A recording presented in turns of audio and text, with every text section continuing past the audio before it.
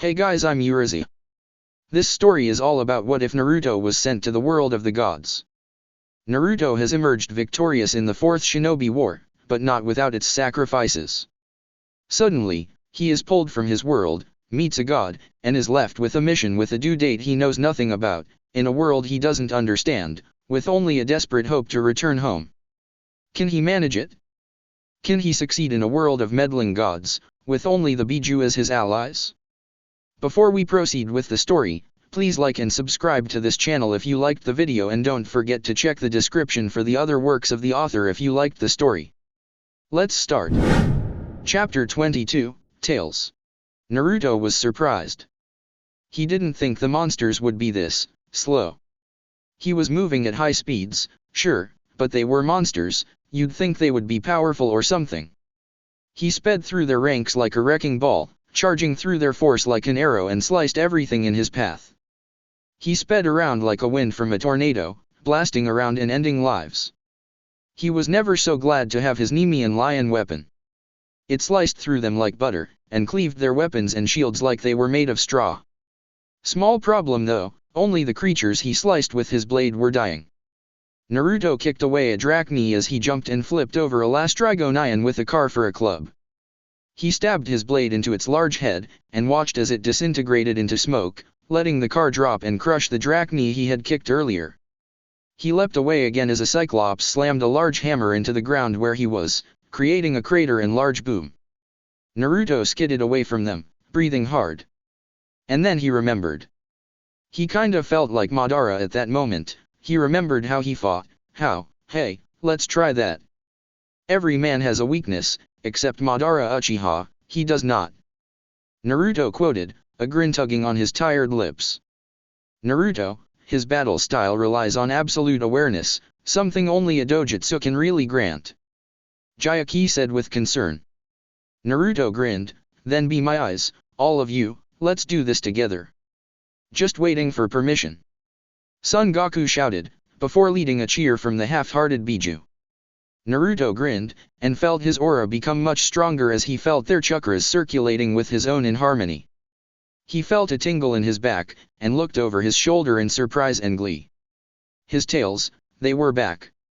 He grinned at them, each of them a tail from a Bijuu he knew, and cared for. He grinned maliciously back at the army, who seemed weary all of a sudden. Ready. Born that way. Saiken said with glee, and Naruto couldn't agree more. He launched forward, his mind flickering through Madara's style. Instead of taking on an enemy, or an army, he broke it down. Instead of 1000 vs 1, he turned it into a 1 or 2 versus 1, 1,000 times over. That was his strategy, and it was perfect too. He used his enemies' attacks to attack their own, and conserved his strength until it was necessary. Naruto sprinting forward, increasing his speed, he heard the monsters roar and charge him as well, the songs of battle dancing in their eyes, and Naruto couldn't help but feel excited. No wonder Madara loved battle, this is so exciting. He crashed into the enemy, except this time, it was different. He was ready. His tails swerved, slashed, swatted, and redirected attacks and weapons aimed for him, and hit other enemies with them.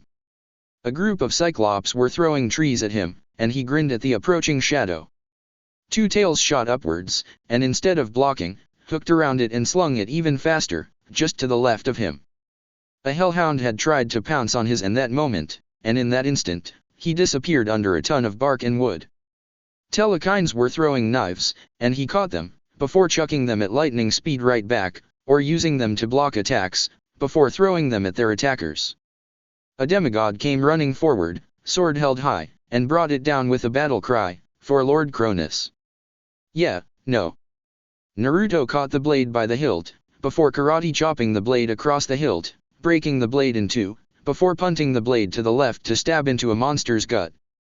Naruto yanked the demigod forward, and used him as a human shield as a Cyclops came in for a monstrous punch.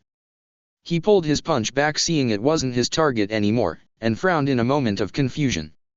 Naruto leaned down and grabbed the boy's legs, before sweeping him forward, and throwing him high into the air past him, crashing into the makeshift catapult some Cyclops were building. Naruto soccer ball kicked the Cyclops in the nuts, and watched as he crumbled to his knees in a grunt and squeal of pain. Naruto had a brief flashback to when Zoe nailed him, and felt a wince come on. He stabbed the Cyclops in the head before it could suffer more, and he muttered, "Sorry, that is a bit excessive, my bad." And then he resumed. 2 minutes left. The army's forces had significantly shrunk, and he was glad for that, but he was starting to tire. The tails required a lot of focus to use right, and took a lot of chakra to maintain. Normally this wouldn't have been a problem, but his body was starting to give out. He had a resistance, and had started to bond, but not yet.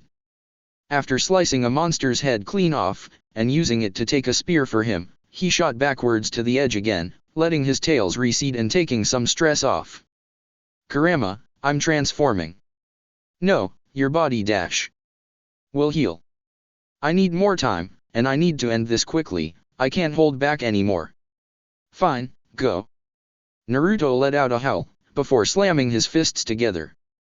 Bijuu art, Yunajin.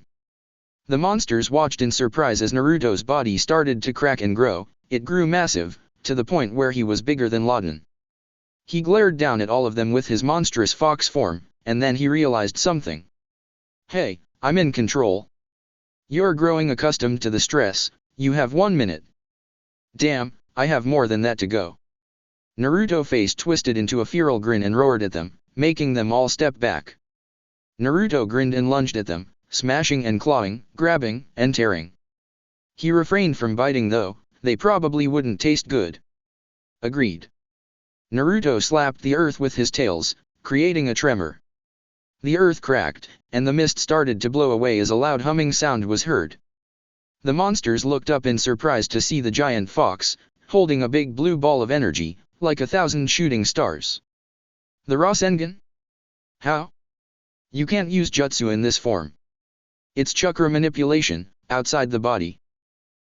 Interesting, you continue to surprise. To use chakra in such a way in a full transformation. What? I knew you weren't complete before, but why is this surprising? We fought Kaguya like this. Kurama remained silent, and Naruto turned back to the battle, focusing on obliterating them. Naruto reared his arm back, and slammed it into the earth, using it like a shovel as he dragged it along the ground in a straight path. He had to be careful of Atlas, and the demigods, but the others? Fair game. The screams of terror and pain were all that was heard for a moment, before Naruto released his Rasengan, and it exploded in a massive flash of white. Once the light cleared, Naruto was back in human form, surprisingly undamaged. He surveyed his body in curiosity. "Hey, it doesn't hurt. Give it a second." Naruto looked confused, before a dull thud started to pound, louder, and louder, and louder, and louder. Soon, his whole body was beating to that drum, and Naruto had to fight to not scream. He watched as his skin blackened and felt some of his bones crack and shatter.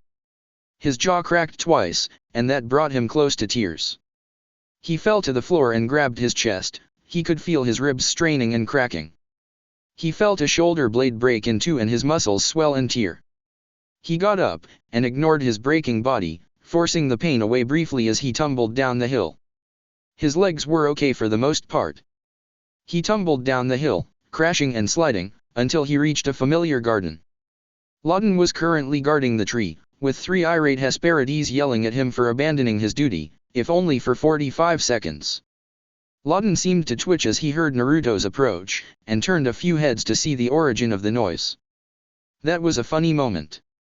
All of Laden's head snapped over in shock as he watched Naruto's rapidly deteriorating body stagger towards him.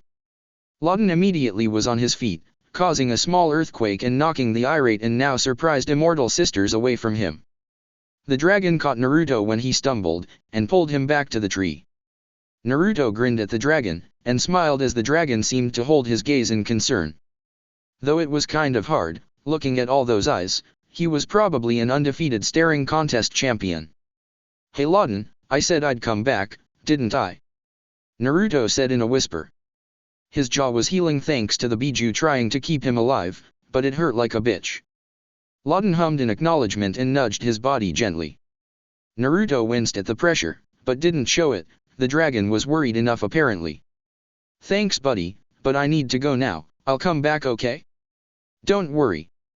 The dragon nodded all of its 100 heads at once, and Naruto had to fight off a moment of vertigo. "Alright then, bye, Laden," he said, his eyes starting to close as his body was starting to shut down. He needed to be unconscious for the body to completely heal. Without another thought, he disappeared from the mountain top, leaving a fluttering white cloak behind that a recently freed goddess of the hunt was wearing. If you listened carefully, you could hear a shriek in the distance, as a man all of a sudden appeared on the goddess of maidenhood's shoulders. May we pray for his survival. The ride home in the chariot of the moon was pretty epic. For some odd reason, Thalia wasn't afraid of heights. The entire trip she was hanging over the side, relishing in the feeling of being fearless. Zoe was injured from her fight, and was bandaged and gauzed up. Her right arm was set, and her ribs were repaired to the best of Artemis's abilities. Percy was napping, with a suspicious bruise developing on his temple. And then Naruto. It had taken a minute or two of struggling to keep the goddess of the hunt from castrating the unconscious boy, and multiple times it was dangerously close. It was sometime around then they discovered that he was actually badly injured under the surface, and wasn't playing dead to avoid the goddess's wrath. After that little hiccup, they managed to place him in the corner, where he was still out, but his complexion was becoming his usual tan, instead of that obviously beaten blue. Thalia and Zoe were pretty sure he transformed again, and on the goddess's request, Zoe filled her in on Naruto's currently known abilities. Thalia remained silent during the conversation. She wasn't sure she wanted to spill about anything Naruto could do, as so far, it appeared he was hiding them. If all his abilities damaged him as much as this, then she could understand why. The pain must have been unreal, tearing your body apart and growing to a massive fox, before having to reverse the process, slowly. As the two were discussing Naruto's powers, Thalia had scooted closer to him. She reached to grab his shoulder, but when she was about to make contact, there was an explosion of smoke that caught their attention.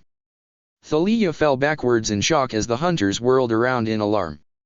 Artemis still had Naruto's kunai, and she held it point forward in an arrow in her other hand. Zoe had stood up and moved in front to shield Artemis, but soon blinked when she saw Naruto was the center of the explosion.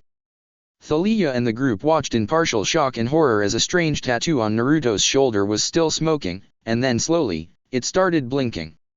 And then another puff. Another Naruto now stood in front of them. "Wow boss, really did a number on you didn't they?" The clone said in partial awe as he inspected the real Naruto's unconscious body. Artemis was awed at the technique. She had been told by Zoe of what he could do, but this was still so surprising. Only the gods could split their persona into so many, and somehow this mortal had found a way to replicate this, and not die in the process. Artemis relaxed her stance somewhat when she realized it was a clone, but her guard was still there. Naruto was considerably more powerful than she had originally predicted, and apparently had more abilities that he has been keeping under wraps. She watched him carefully as the clone's hands started to glow a faint green, before hovering over his creator's body and healing him.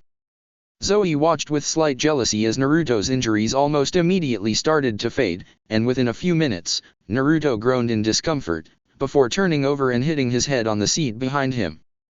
Didn't even wake up. The other's sweat dropped as the clone sighed and repaired the bruise that was already forming on his face. After the clone patched up his most recent abrasion, he turned to Zoe, with a smirk. "You know, I am quite adept at sensing negative emotions, jealousy really doesn't look good on you." She looked at him in shock, before an angry embarrassed blush adorned her enraged face. Naruto laughed at her expression, before walking over and started his healing process. "How? Though clones had very little energy? You don't survive more than a day, so how are you able to spend so much life force to heal us?" The clone looked impressed at her deduction, and nodded with a grin. "True, boss doesn't usually make us with a lot of life force, but I am a prototype clone he has been working on. I'm the most recent success." The clone practically preened like a peacock at the proclamation, and the others looked like they weren't sure to be happy, impressed, or just generally put off. "So, what are you?" The clone grinned with pride. "I am the medic clone 7.3. The others all stared at him for a moment. What? Naruto grinned further, you witnessed my healing, right? Well, boss has that and several other energies in him. Normally, clones had a fractional amount of each energy type depending on how many. Boss has a habit of damaging himself, so in an act of self-preservation, he created me. They still looked weird. The clone sighed, I'm created strictly from his medical abilities. Meaning, that all the energy that I am comprised of is completely healing and regenerative only. A few light bulbs. So, sacrificing you offensive and defensive abilities, you completely medical. The clone nodded happily, yes. They all stared, so, how many can you heal before you run out? The clone tapped his chin thoughtfully. It's really speculation, considering some people need more or less to heal, and the severity of their injuries and time spent injured would have a huge effect on it, but I'd say I could save a minimum of 3 and a total of 50 ranging from life-threatening to scrapes and bruises. Their eyes widened in surprise at the amount, they hadn't expected that many. How much energy does Naruto have? Thalia asked in slight trepidation. The clone grinned at her maliciously, oh, someone's nosy. He said cheekily, before plopping down on next to Naruto and placing his hands on either side of his head.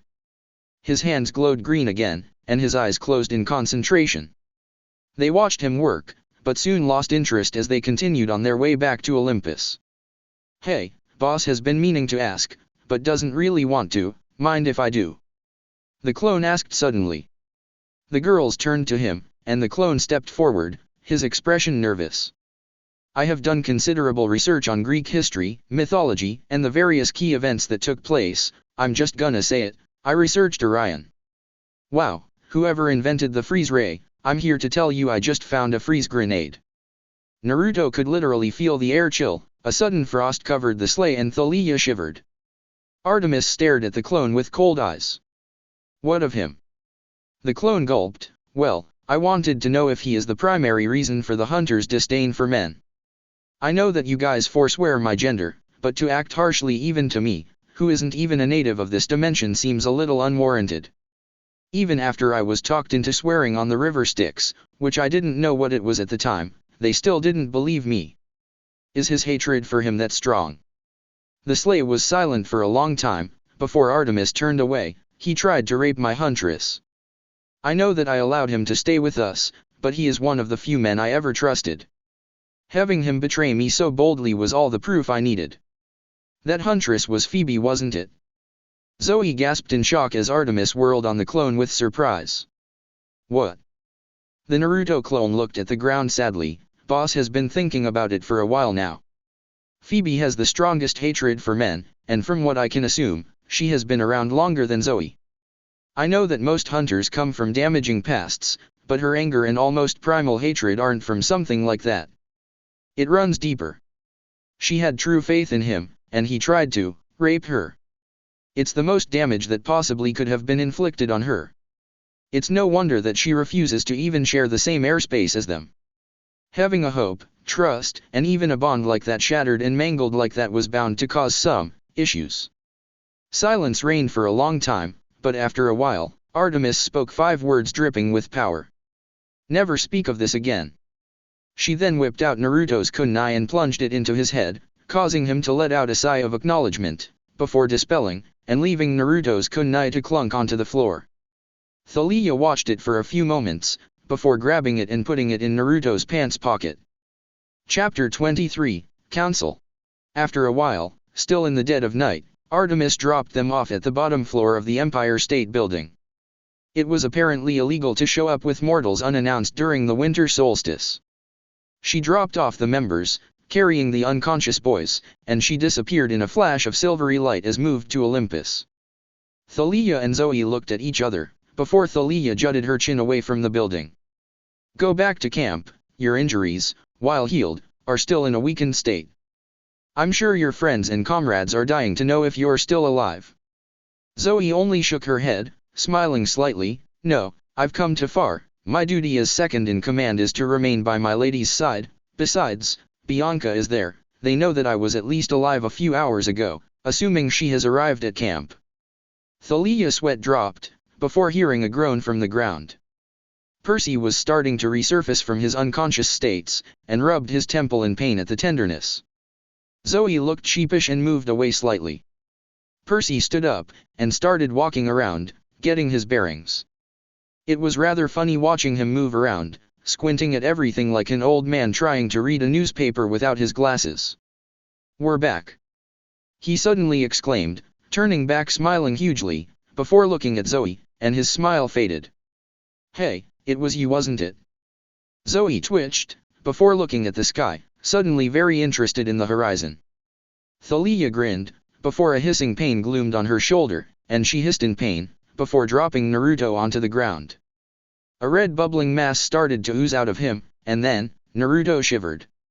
He stood up shakily, and he stretched, his bones cracking loudly, and his skin cracked and healed as he moved about.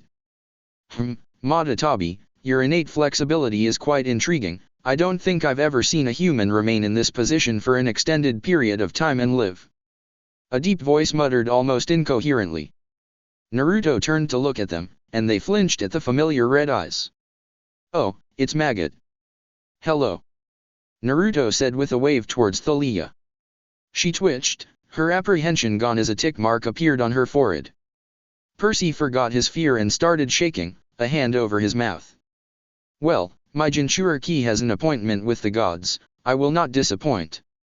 And then he vanished in a blur of speed, shocking them, before turning to the Emprise State Building, and seeing the door slowly close behind him. They started walking after him, before feeling a dark, ominous feeling spike, and they rushed in. The security guard was sweating a mini Niagara Falls as Naruto loomed over him with his crimson eyes. "Let me up, or die where you sit," he said menacingly, and he shivered. He reached for the panic button, but Zoe appeared by his side, an arrow notched. "Please, I am a hunter of Artemis, Zoe Nightshade, and lieutenant in command.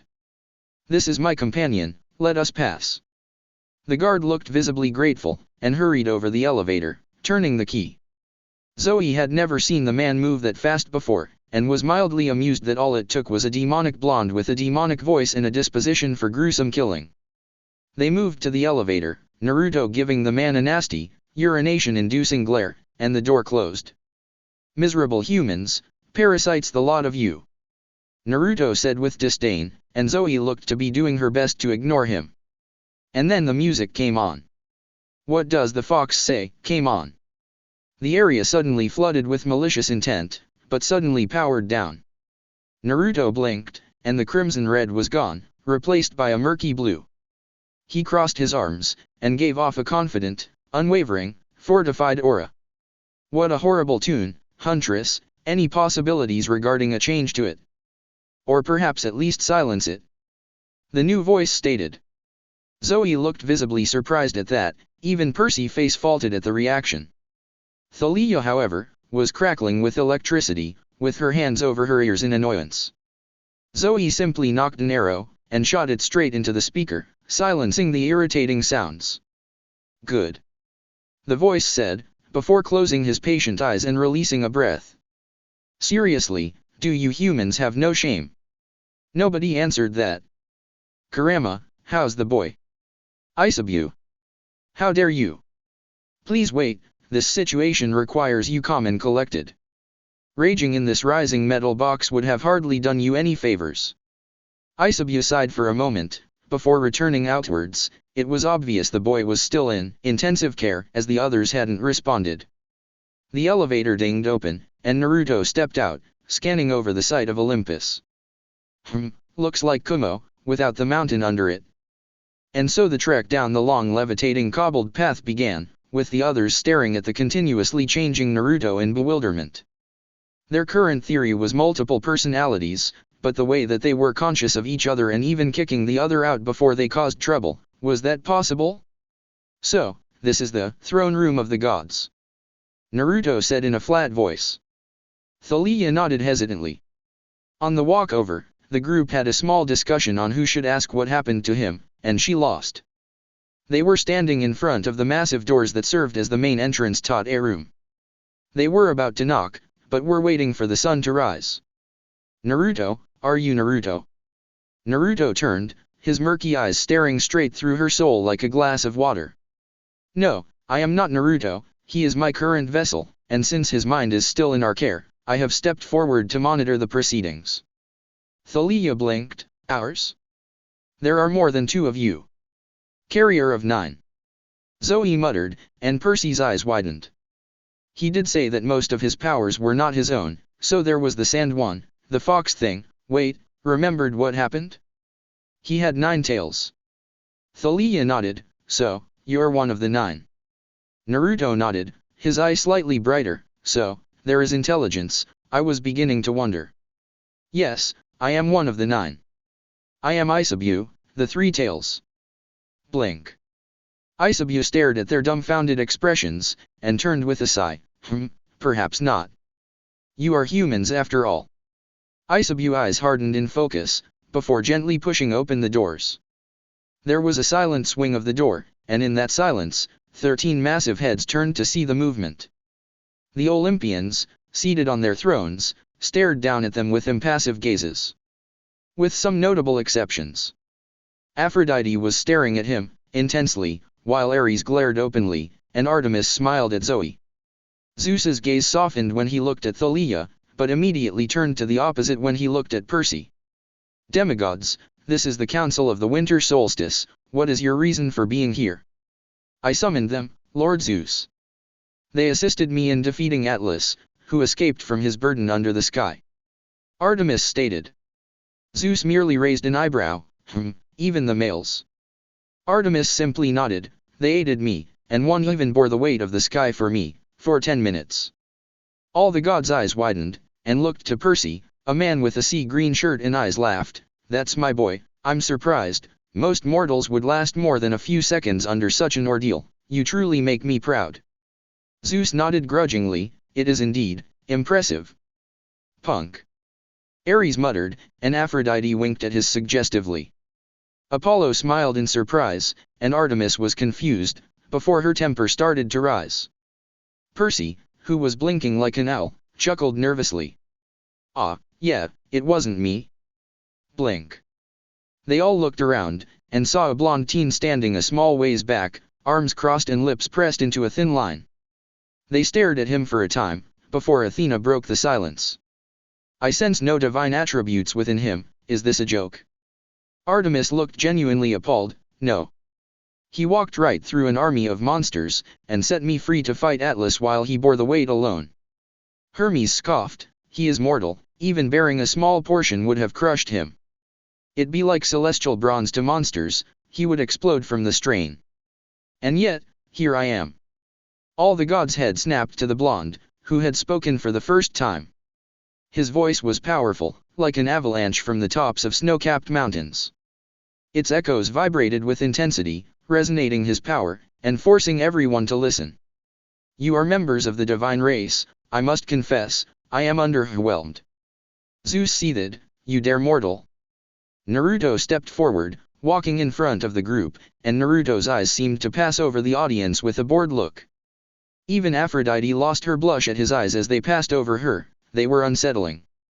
He crossed his arms, and glanced at Hades. Lord of the Dead, it is an honor. Hades looked surprised, along with the other Olympians. I have a matter to discuss with you in private after this, council, would you mind? Hades looked a little miffed that he was being requested to wait by a mortal, but had a gut feeling this would be interesting. I will wait, but nor for long. Hades said in a neutral voice, and Naruto nodded. The other members of the Pantheon just looked on with wide eyes at this interaction. Naruto turned on his heel and walked back to his spot behind the group. Artemis looked curious, but refrained from commenting. If she knew anything about the boy, it was that he had a plan. She just hoped it wasn't too bad. Zoe and Thalia stepped forward, and started retelling the quest, from start to finish. Naruto waited till all eyes were focused on the pair, before retreating even further away. Eventually, he got to the pillars, and rounded around one of them. Bijuu sighed to himself, before closing his eyes, and resting in a meditative position. In a small moment, Bijuu stood back in the ceiling room, where all the Bijuu had gathered. The place looked much better. The cracks were not as large, and were contained to specific areas. The water level had receded to its previous state, and the tunnels were large enough for the Bijuu to traverse through without much trouble. Bijuu, how did it go? Kokuo asked with a quirked eyebrow. Bijuu sighed, I have gained an audience with the Lord of the Dead. The rest is yet to be decided. Kokuo nodded, well, we did expect that. This world is new, in every way, we have to be cautious. We can't push and shove as before, we have to wait. Bijuu nodded and walked to her side, staring down at a small body below. How is he? He is still out, not surprised, using his own chakra with mine in the battle was less than healthy. Kurama said, his tail swishing behind him in mild concern and irritation. He is set on protecting us, we cannot change that. Madatabi said with a purr, caressing Naruto's cheek with one of her tails. Kokuo, you're up next. I may be patient, but you were always better at getting what you want. Kokuo nodded with a sigh, men, you're so hopeless sometimes. Bijuu merely blinked, before sighing, I would reply, but the likelihood I would survive is small, I will wish you the best of luck. Kokuo snorted, and Madatabi giggled. Komei buzzed in humor, and Seiken hummed in mirth. Kurama sighed, and nudged Naruto's unconscious form. Kokuo disappeared from the room, and the rest of the Bijuu gathered around Naruto, healing and waiting for him to resurface. This happens too often. Kokuo opened her eyes, and saw that she was back in the outside world, sort of. She raised her arms and beheld with almost a dreamlike fascination. She shook her head, and got up to walk. Yeah no. She immediately fell forward, and landed on her hands and knees. She growled in minor annoyance, and stood back up, only to fall backwards on her ass. She seethed, and heard Shikako laughing in her mind. She promised to get her revenge, and decided to improvise. A snow-white tail stretched from her lower back, and hid itself under Naruto's white cloak.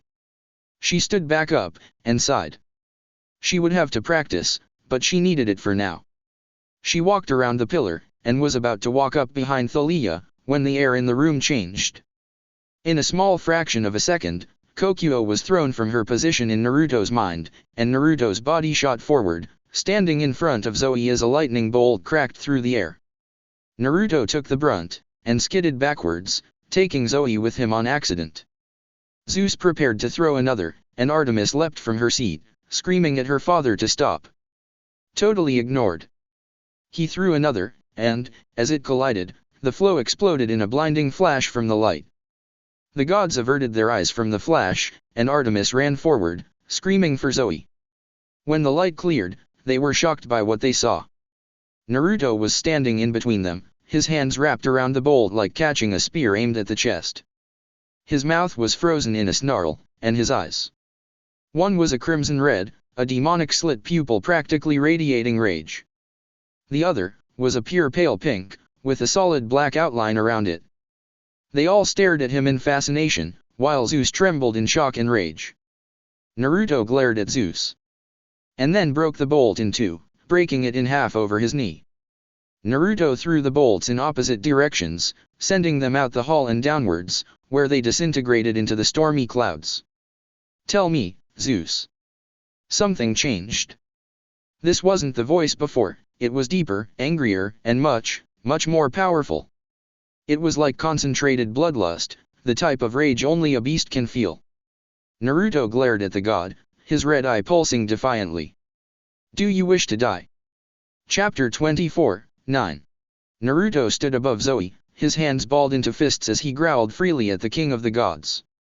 Artemis was on her feet as well, hurrying over to Zoe as she was still dazed at being thrown backwards by her protector. Naruto took a few steps forward, his fangs glinting with primal anger. Zeus growled and sat forward, why have you interfered? Naruto's eyes glowed with anger, and a red bubbling acid started to pool out from his pores, and then he hunched over, and the flow receded.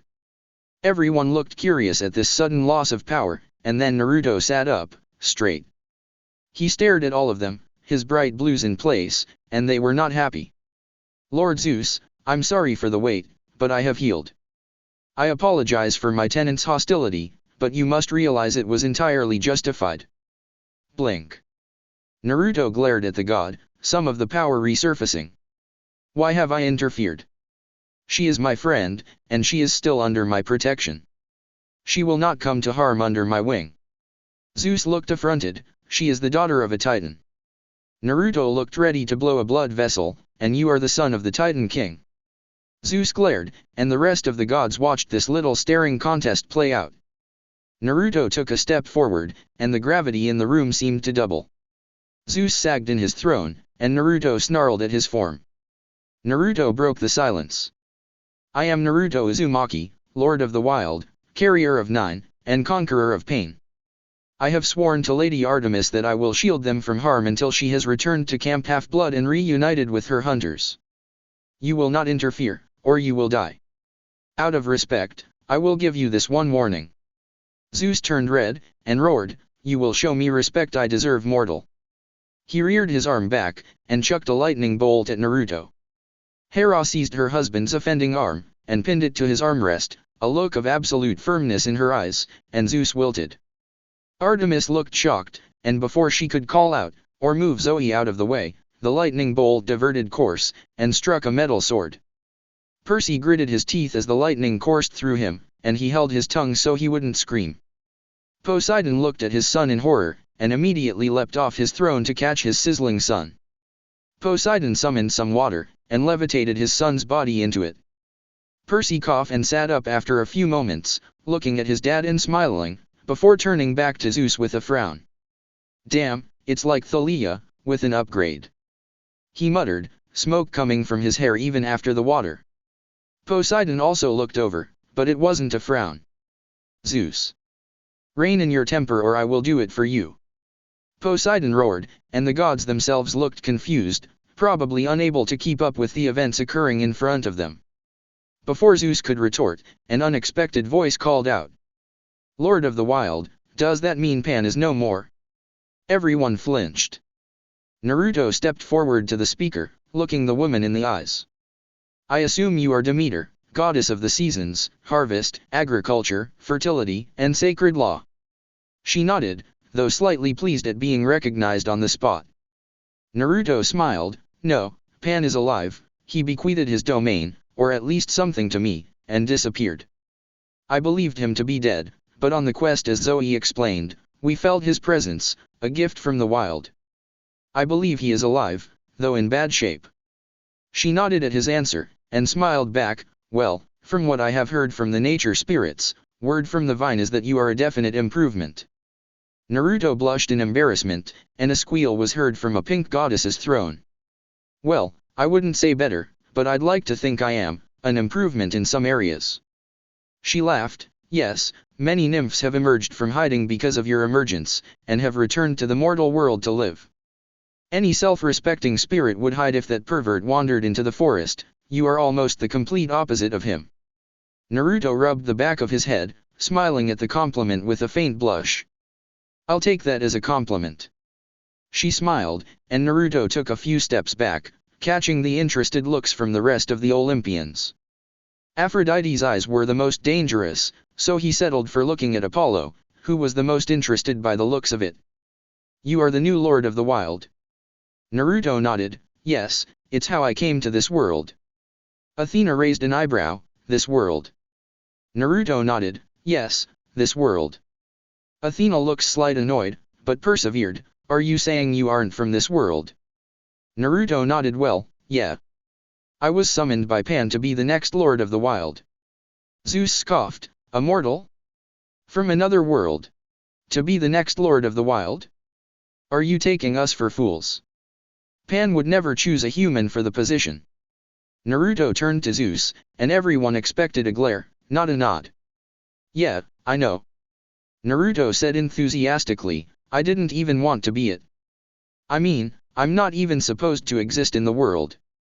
It's actually why I want to meet with you all. Naruto said, suddenly turning serious. Naruto faced all of them, looking each on the eye, though he only held Aphrodite's for a second, she was creepy. Are you aware of parallel dimensions? Have you ever experienced, traversed with other dimensions, or come into contact with others from another dimension? Silence. All the gods looked down at Naruto, before shaking their heads. Naruto turned to Artemis. Artemis, for my first favor you owe me, I ask that you confirm their answers. Naruto said calmly, though you could tell by his slowly sagging shoulders that his hope was slowly falling. Artemis turned to Apollo, and glared heavily. You heard him. Apollo smiled, though nervous sweat was pooling in his throne. Now lil sis, he said for you to find out. No, he said to confirm, not to find them. I can confirm through you, now do it. She growled lowly.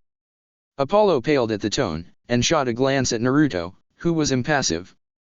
Little shit, that's why he asked for 2 from Artemis.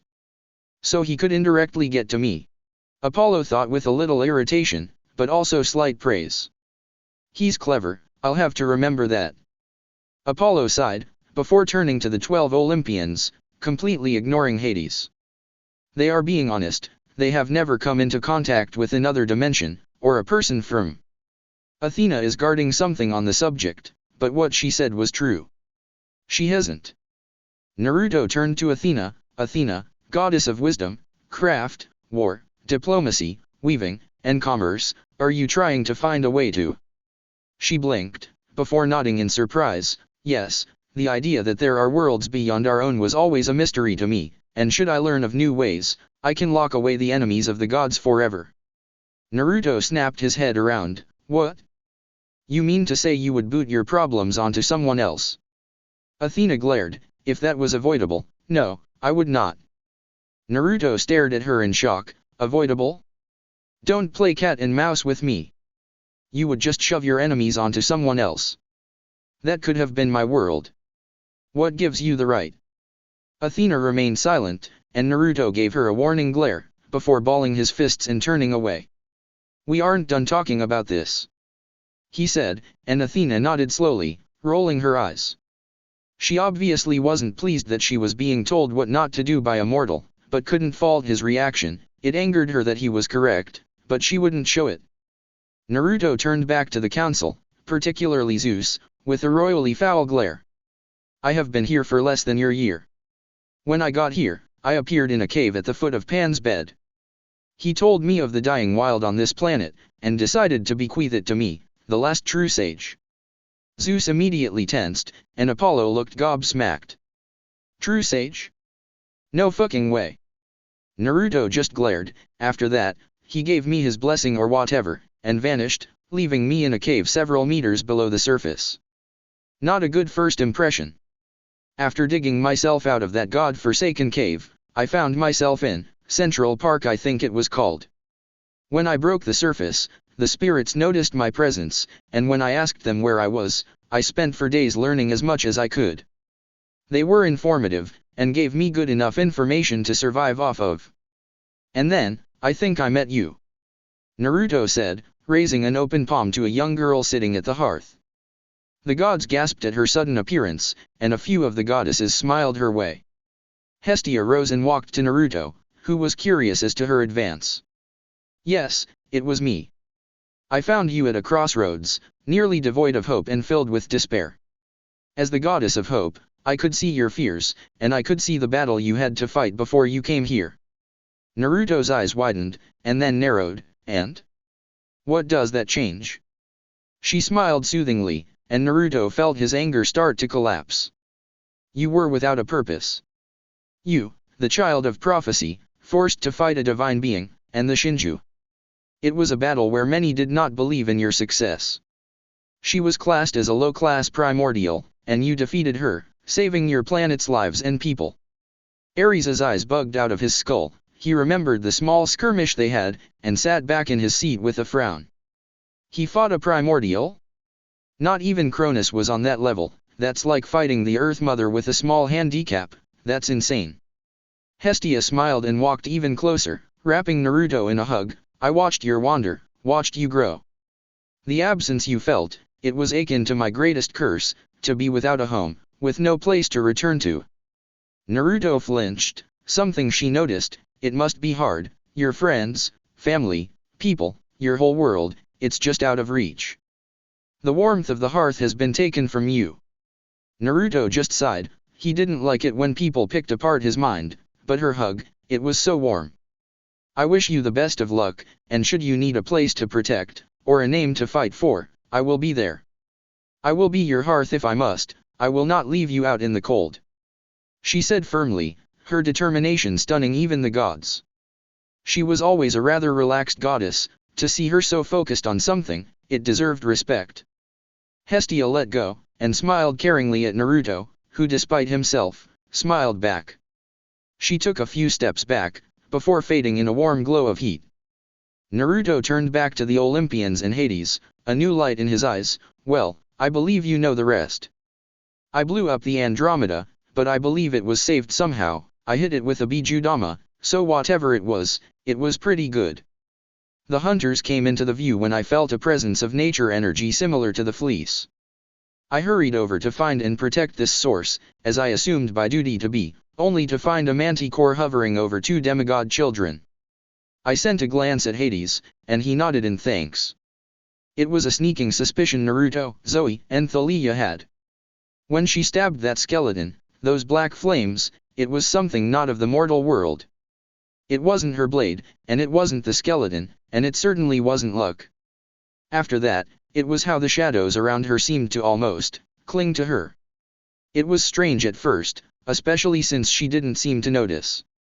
And there was her near-perfect night vision. Naruto and Thalia believed it was because she was a member of the hunt, but her eyes weren't silver when she looked around. They were black, with a faint red rimming. Only one god has that kind of pull with the darkness. Naruto continued. I saved Annabeth from falling into the ravine with the manticore, and was apprehended by the hunters. I tried to defuse them, but, well, Apollo knows just how determined they can be when dealing with males. Everyone looked to Apollo, to see his suntanned skin almost turn as white as sea foam. Enough said. You know the rest. Naruto said, before stepping back. Hold it bro, I think you're forgetting something. Apollo said with a hand up. Naruto stopped, and looked at the god curiously, really? Apollo grinned, you and your friends forgot to mention something, the other prophecy, concerning you. Naruto flinched, and Percy walked over, looking good as new, and patted him on the shoulder. Well, I know how that feels. Poseidon gave a small huff of laughter, but the others remained solemn. Apollo cleared his throat before reciting. Carrier of the 9, death only awaits. The land of fire, saved by your fate. A single choice will be your own. To doom this world or return home. You will aid the half-blood of the eldest gods. To change this world and create a new law. The home of the gods will be saved, but will fall. And only you can bear the weight of all. Silence reigned. Naruto sighed, yes, the oracle spoke to me, and those were, its. Anyway, those were the words. Zeus gripped his throne, chips started to fall off from his grip. Do you not realize the significance of this? I snorted, besides being roped into another prophecy I don't want any part in? Not really. I'm assuming it's a cataclysm, or something else like that. My luck would have it no other way. Apollo snorted, no, Tick seems to have an incredible fascination with you. I don't know why, but she's almost obsessed with you. Wince. Zeus grimaced, you will aid the half-blood of the eldest gods, Apollo, explain. Apollo, for some reason, grinned, well, this is the great prophecy's sister prediction, a second half, but not a rewrite. It only occurs when a variable enters the system, and by some miracle, fits into the future. Naruto face-palmed, I can't rest in peace can I? He mumbled, his eyes weary. Not many saw him, but Percy, Thalia, and Zoe saw it. They had seen it before, and it was chilling. It must be painful to be so vacant. Naruto looked back up, the look gone, so, is this your way of saying I will have a hand in the fate of Olympus? Apollo grinned, yes, you will. Bam. Naruto was sent flying backwards, a bright flash sending him hurtling backwards into a pillar, which cracked under the force. Artemis gasped in shock, while Apollo immediately leapt from his throne and rushed over, his body glowing brightly as he channeled his domain of healing. He was on his way, before that sinister voice returned. Zeus. What the hell are you doing? Aphrodite cried out, upset for some reason. He was a threat to Olympus, I won't let him dash. My host was so hopeful. Everyone stopped. This was a different voice, again. I respected his ability to fight, as well as to care and nurture. He has killed and taken hundreds of lives. Wait, another voice? Naruto hobbled out of the rubble, a red acidic substance hissing all over his body. The bleeding halted, the bruises faded, his legs snapped back into place, and rib disappeared, shrinking back into his body. They labeled him a monster, a demon, a curse, but he never lost hope. He fought for them, and in the end, he even sacrificed his place to live among them. Another voice again, who was speaking through the boy. How many were there? Naruto's eyes, they were closed, as if he didn't need them to see. His whisker marks were gone, and his hair seemed to darken a few shades redder. His muscles bulged to enhanced sizes as he walked, and the floor complained as he walked, as if his weight threatened to crush it. My stay with him was limited, but in that short moment, he showed me that at heart, he will always fight to protect, damn the consequences and personal costs. Another one. He protected us, even when the world was set on harvesting us. He treated us as friends, not as weapons to be enslaved. He gave us hope, that with his light, we could be free. He lets me play. I have been with him since birth, and he has never surrendered to the likes of oppressive, paranoid flesh bags. Naruto stood in the center of the room, and the aura he projected was of primal fury. It wasn't as malicious as before, but it was angry, and it was rising. I am Madatabi, the Two Tails, and I vow to fight to the death. I am Jiyuki, the Eight Tails, and I refuse to let him fall. I am Kukuo, the Five Tails, and I won't let you manipulate him. Shukaku, that's me. The One-Tailed Tanuki. I am Isabu, the Three Tails, and I will stand with him. I am Kome, the Seven-Winged, and I will protect him from harm. I am Seiken, and he will live for his own. Son Goku, the Four Tails, I refuse to kneel. I am the Kyubi, the Nine Tails, and I will not allow my host to suffer at this world's hands as well. And then he disappeared, but not for long. There was a cry of pain heard, and everyone looked over in shock to see Zeus's head snap back, ichor flowing freely from his face as Naruto buried his knee into his divine features. Zeus crackled with anger and lunged to grab his attacker, but failed as his face was booted straight out of his throne, sent straight off the side as Poseidon leaned back to avoid his flying brother. The other gods gaped at their flying king, and froze in their spot, unable to even process what happened. Naruto landed back in the center, his eyes still closed. The aura receded, and Naruto's eyes opened, his crystal blues returning. I am my own man, I make my own choices, and I will do what I believe is right. I have stayed long enough, it appears that none of you will aid me, so I will take my leave. Jane. Naruto turned to his stunned comrades, and took Zoe with him. Sorry, but I still gotta keep you alive, so you're coming too. Wahey. Naruto swept her up bridal style, and in a boom of power, he sped forward, cracking the throne room floors for what must have been the 10th time today, and disappeared. You could hear Zoe's scream of surprise and terror as Naruto didn't bother with the elevator. He just jumped straight down. Aphrodite was practically glowing in her seat, staring at Zeus's unconscious form in the rubble. He had smashed through 4 pillars, skidded several feet, and eventually had a statue of the love goddess herself fall over, breaking over his cranium as he started to sit up. It was pretty much over at that point. She sighed as she stared at the rest of the gods, and Hades stood up, walking to the edge, and disappeared in a passing shadow from a cloud above. I have an appointment, he said stoically, before disappearing, one of those, now you see me, now you don't, type things. Apollo sighed, already healing Zeus, who was regaining consciousness at a fast rate. Well, that could have gone better, he said with humor, and the other gods laughed nervously. Percy and Thalia laughing nervously, though they were both showing some concern for their friend, their eyes lingering on the cracked floor. His healing, well, they knew who was responsible for it now. What nobody noticed was Hera, staring at the spot the blonde had vanished. Chapter 25, Declaration. Naruto was not a happy person. Not right now. His first meeting with the gods, and he sends them flying off their throne with a flying kick. Great first impression. Well, at least he got what he wanted, or not, if you want to be a dick about it. Zoe was still screaming, which was annoying, but she probably hadn't free-fallen this far without a parachute before. Well, first time for everything.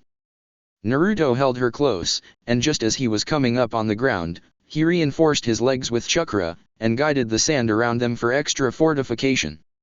He could have asked Bijuu and Komei for an extra boost, but the Bijuu were unusually silent, so he let them be.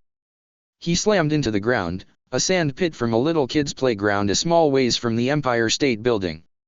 Luckily, there weren't any kids around, that would have been awkward. Naruto's legs crouched as he absorbed the impact, and dust and smoke blew everywhere as Shikaka whipped up the sand to help deal with the shock. After a few moments, the sand fell back to the earth. Zoe finally stopped screaming. Naruto looked at the girl in his arms curiously, and he almost laughed at what he saw. She passed out. Naruto giggled like a little kid in a playground, and started walking off. Back to Camp Half-Blood we go. He started marching, before an ominous feeling started to grow in his stomach. It was warm, and it was starting to grow. He frowned. He couldn't get sick, so he wasn't nauseous. Was it Madatabi? Her fire was pretty warm, maybe it was Kukuo, or Son Goku. He frowned as he continued to walk, but it just kept increasing. Naruto started to stagger after a few minutes' walk. He was burning up. He stumbled over a crack in a sidewalk, and fell to his knees, dropping Zoe on the ground with him. She grunted and arose from her unconscious state. It took her a second to catch her bearings, and when she did she wasn't happy. She whirled around to face him, a look of rage on her face, and then it all disappeared. Naruto was pale, incredibly so. He had sweat beading down his brow and he cradled his stomach in pain as he panted, trying to catch his breath. His hair was standing on end, and his eyes were closed in concentration. Zoe was surprised at his appearance. Not even when walking through the Nevada desert did he sweat, or even after running up a flat surface or activity-intensive battles. What was happening? Hey, Naruto, what dash? Zap. She flinched at the electricity that arched through her system, causing her to immediately move away. Naruto glanced at her, his eyes in incredible discomfort. Hey, Zoe? Mind heading back to camp? Here, take this. If you're in trouble, tear it in half, a clone will appear and get you out, okay? He said with choppy breaths, handing her a small square of paper with strange runes on it. She immediately pocketed it, and she frowned at his person. He wasn't looking good. Damn it, why is this hurting so much? Naruto screamed mentally. He knew it was the electrical burns from that bolt of lightning, but Sasuke's didn't last this long. How was this possible? Chakra, said a voice. What? This lightning, it has no chakra. It was pure electricity. Sasuke's attacks were eventually nullified by your own corrosive chakra, but this, we can only heal the burns as they appear, and they aren't stopping. Kukuo said with mild annoyance. Naruto frowned at the implications. So, my lack of resistance to lightning is coming to bite me in the ass. Ha. Yes, Jiyuki is currently our only defense, and even with his somewhat weak resistance, these attacks have no chakra. Son Goku replied. What are you saying? You'll need to ground yourself, get that electricity out of your body. It's generally focused around one point where he struck you, below your left lung. Saiken said gently. Naruto frowned, before turning to Zoe. Hey, could I borrow an arrow? She looked perplexed by his request, and nodded, handing him one. She had no idea what he was going to do with it. With superhuman speed, he stabbed himself straight through the chest, the arrow exiting his flesh out the back. He growled in pain, and Zoe only stared at him in horror. He fell backwards, aiming for the small patch of dirt where a few bushes grew by the sidewalk. She watched him fall, and immediately ran over. Naruto's whole form seemed to spark, little bolts of electricity zipping between the creases in his clothing. She watched as it traveled to her arrow, before the ground below her started to heat up. He's grounding himself. She realized, before stepping back a few feet. The ozone she could smell was pretty potent and it wasn't safe to breathe in high concentrations. I was wondering when he would notice. A deep voice said behind her. She whirled around, hunting knife out as she faced the voice, before immediately putting it away, giving a small bow. Lord Hades, it's unusual to see you in the mortal world. Hades stepped out of the shadows of a nearby building, literally. The wall seemed to warp as it accommodated him, and then returned to normal as the last of him exited its cold structure. He stood beside her. Yes, Zeus's lightning has a special property: what doesn't kill immediately, will over time. His lightning is imbued with several splinters, as it were. When they strike an enemy, the energy is immediately transferred to the target, often killing them, but if they survive, well, let's say they aren't expected to live long. The lightning splinters lodge themselves into the target's body, and start to burn them from the inside. In a battle long past, he seeded the earth with these splinters, and destroyed the entire battlefield in an instant, charring the earth beyond recognition. Zoe stared at Naruto in partial horror and surprise. You could clearly see he was still alive, and kicking, but those were probably electrical spasms. Hades stared at Naruto's twitching form as the electricity started to dissipate. Well, if he survives, he will be the first mortal to ever survive a blast from his lightning. Even Heracles feared a bolt of such proportions. Zoe stared at Naruto intently, and watched the electricity gradually fade from view. Are you here to save him? He shook his head. No, I am only here to speak. He requested a meeting after all. Whether it is here, or the court of the dead, it makes no difference. Wow, that was cold. They stood by, Hades manipulating the mist so nobody would come upon the scene accidentally. After a few more minutes, the last of the electricity was purged from his system, and Naruto was definitely not happy. He sat up, and grabbed the arrow to rip it out. Yeah, no. The arrow practically came apart in his hand, cracking and breaking under his grip. The arrowhead that had been stabbed into the earth had melted off, and the once proud silver was now a charred black. He sighed, and then broke off both ends, leaving the black stub in, before closing his eyes in concentration. His Bijuu cloak manifested, and the arrow dissolved into a cloud of black. Naruto was seething on the ground, berating himself for being so careless. Moron. I need to focus. What the hell was I thinking? Gaki, calm down. Son Goku called to his Jinchuriki. Calm down. That could have ended us.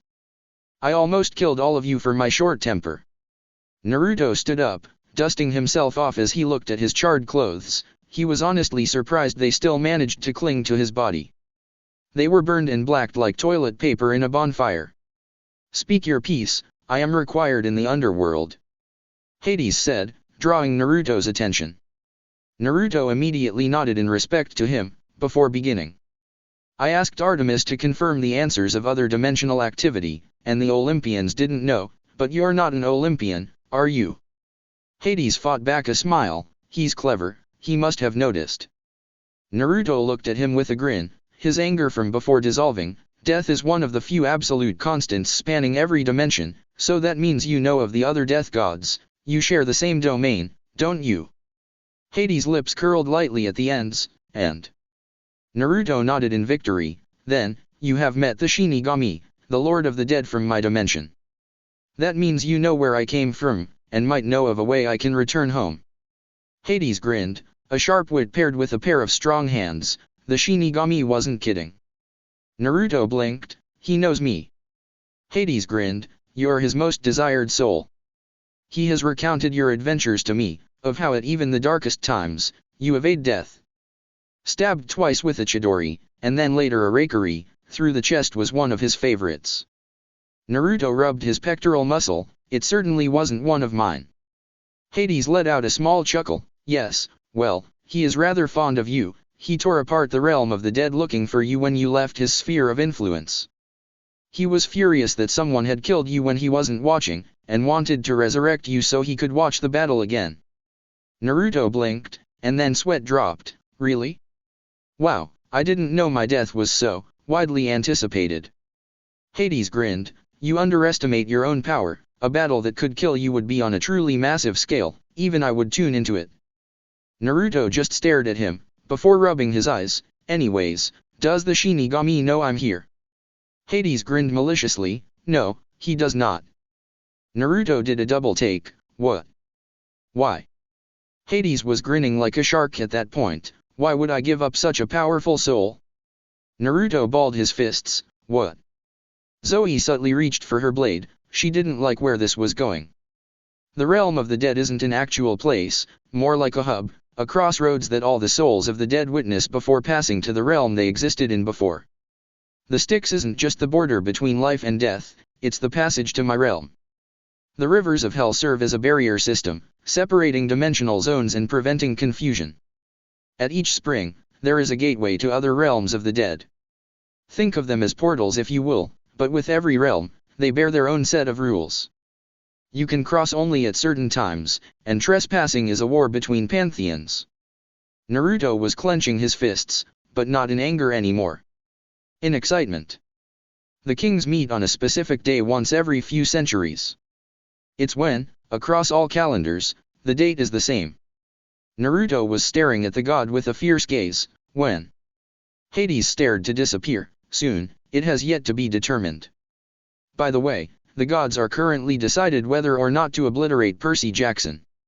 He is the harbinger of the great prophecy, and they seem to believe that eliminating him will solve that problem. Naruto immediately tensed. Wait. Tell me.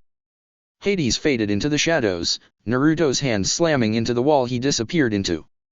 Better hurry, the death of Percy Jackson cannot come to pass. Naruto grimaced, before turning to Zoe, a fierce gaze on his face. Listen, how far can you shoot? She seemed almost insulted. With the blessing of Artemis and my own skill, there isn't a target I cannot hit. Naruto grinned. Well then. He pulled out a weird tri-pronged kunai, before he unwrapped the strange tag on the handle and handed it to her. Mind shooting this, at Olympus? All he got was a dumbfounded expression. All in favor of destroying Percy Jackson. Zeus called, reseated on his throne. Some of the gods' hands started to rise and Poseidon's grip on his trident tightened. Percy looked at the gods stoically. Thalia, who now had a strange silvery glow around her, was watching him in concern. Just as the vote was about to be cast, a thud was heard. Everyone turned to the noise, seeing a silver arrow stabbed into the ground, a strange yellow tag on it. Not a few seconds later, there was a strange whistling sound heard, and a familiar blonde appeared with a silver huntress on his back. He set her down, and stared at the gods, not looking pleased at being back, but here nonetheless. Zeus's eyes bulged at seeing him again so soon, and alive for that matter, and Hera had a firm hand on his shoulder in an instant.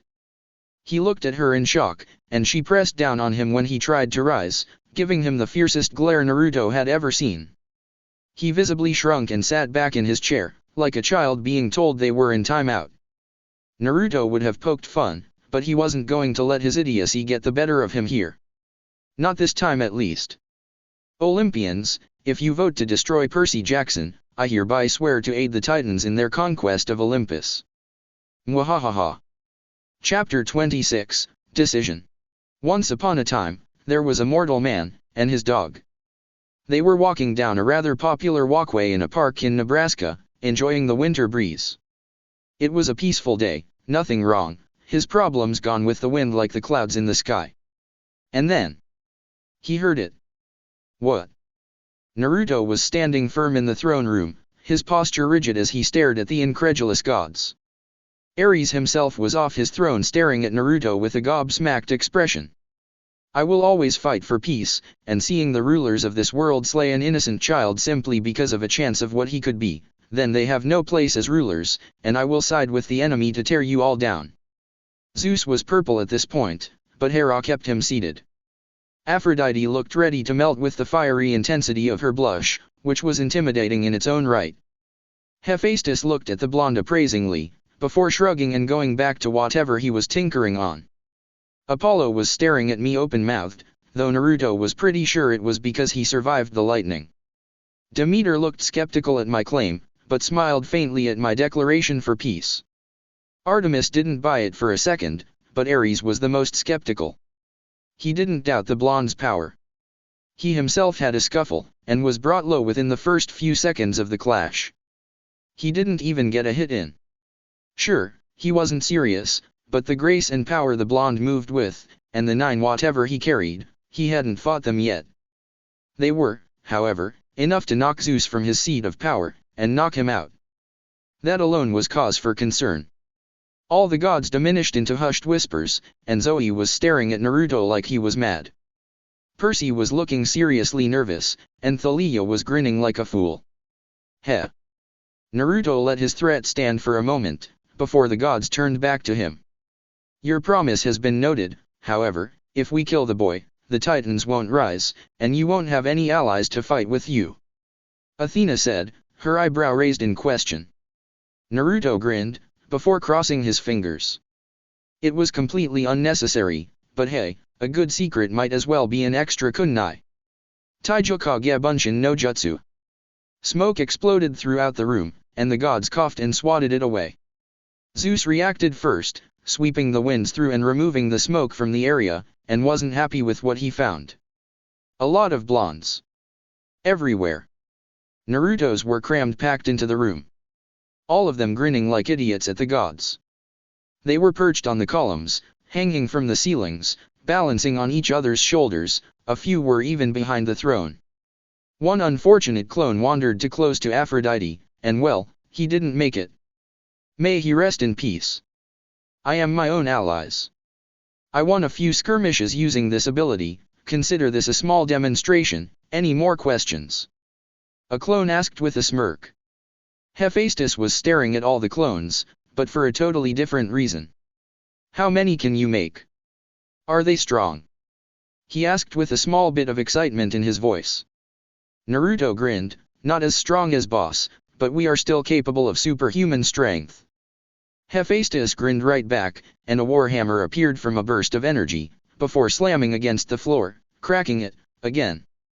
Can they lift this? A clone stepped forward, and lifted it with a slight bit of strain, before swinging it around a bit to get a feel for the weight, before swinging it over his shoulder.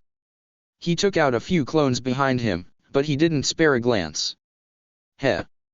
Can I lift this? The clone said with a grin, before tossing it back to the god.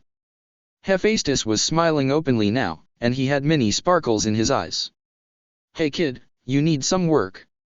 I pay well and you can handle the load.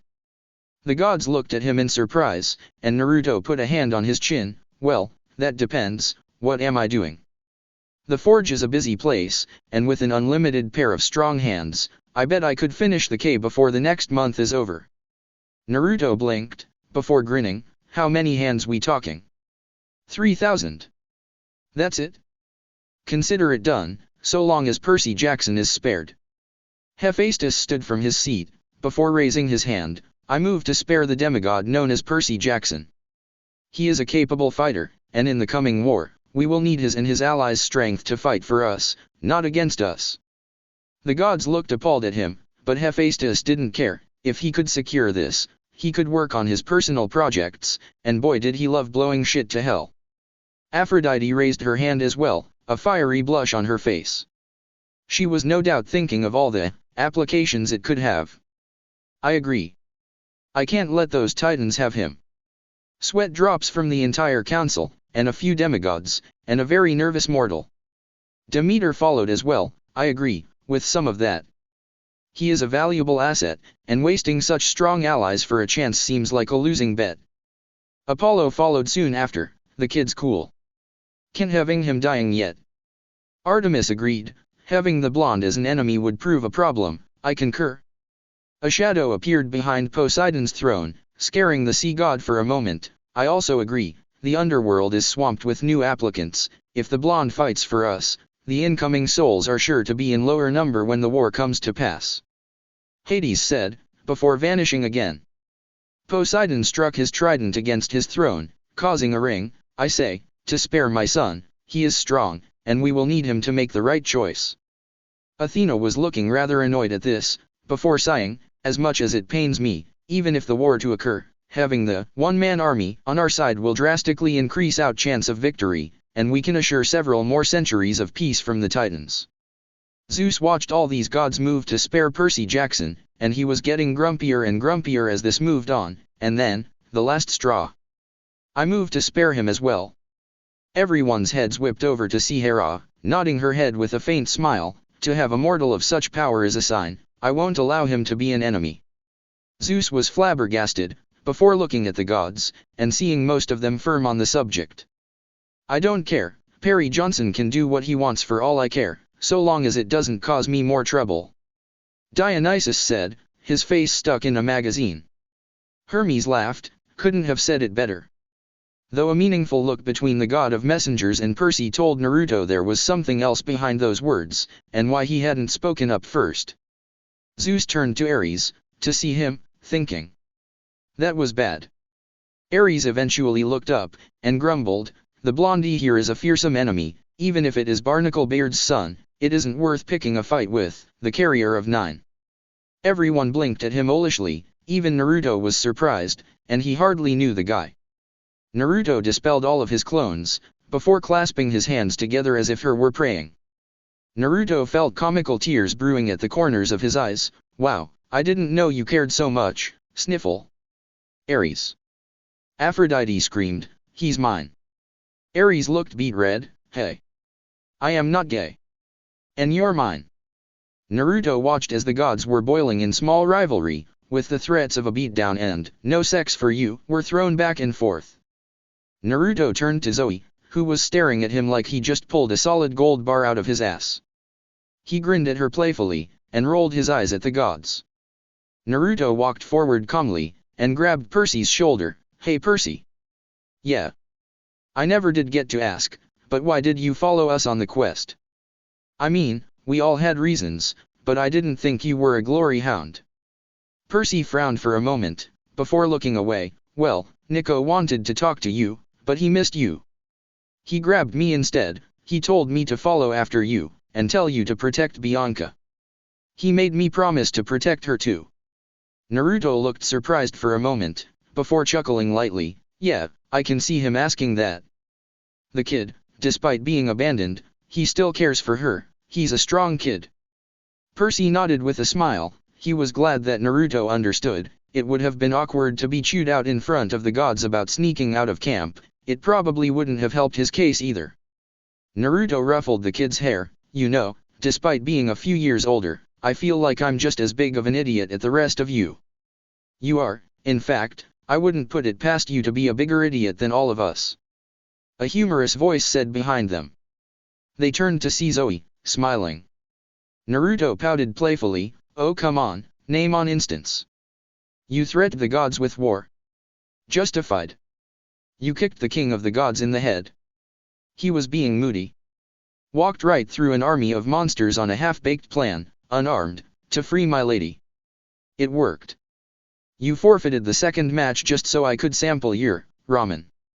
It's the food of the gods. You hugged Artemis from the back without permission, during her strongest moment of power. I said to keep the cloak handy, I didn't say to put it on. You tried to have a starring contest with Lawton, don't think I didn't see. He was probably bored. You antagonized Ares in Nevada. He was being a jerk. You insulted Thalia while you were running from the wild boar, to make her run faster. Do me a favor and keep that between us, but you can't deny the results. She snorted and tilted her head to the side, you are definitely the strangest male I have ever met. Naruto grinned, before squinting and lifting up his nose, well, I am from another dimension, I'm pretty much an alien. She looked away, but you could see her shoulder shaking from the effort of holding in her laughter. Percy was smiling like an idiot, possibilities of death forgotten. Thalia was looking sad that she couldn't be over there with them, but she had to stay by her lady's side. Zeus clapped his hands, and a boom of thunder echoed through the room. And the hero of Olympus has just gone deaf. Naruto muttered, and Percy stared at him with a lopsided grin. Oh no, what would we do? They shared a grin, before Zeus coughed into a closed fist. All in favor of sparing the son of Poseidon. Hands rose. Against. One hand, his own. He grimaced, very well, Perseus Jackson, you have been allowed to live, be gracious. Naruto snorted, congratulations, your continued existence has been approved. Naruto said in a mock Zeus voice. Silence. Did he just mock him? Zeus was almost blackberry purple with rage, and Hera quickly grabbed his hand, before vanishing from the throne in a flash. Nervous laughter fluttered through the room. A few gods took that as their cue to leave, and many followed afterwards. The god of the forges came forward, and patted Naruto on the back. "Well, shall we get started?" Naruto grinned, before pulling out a familiar tag.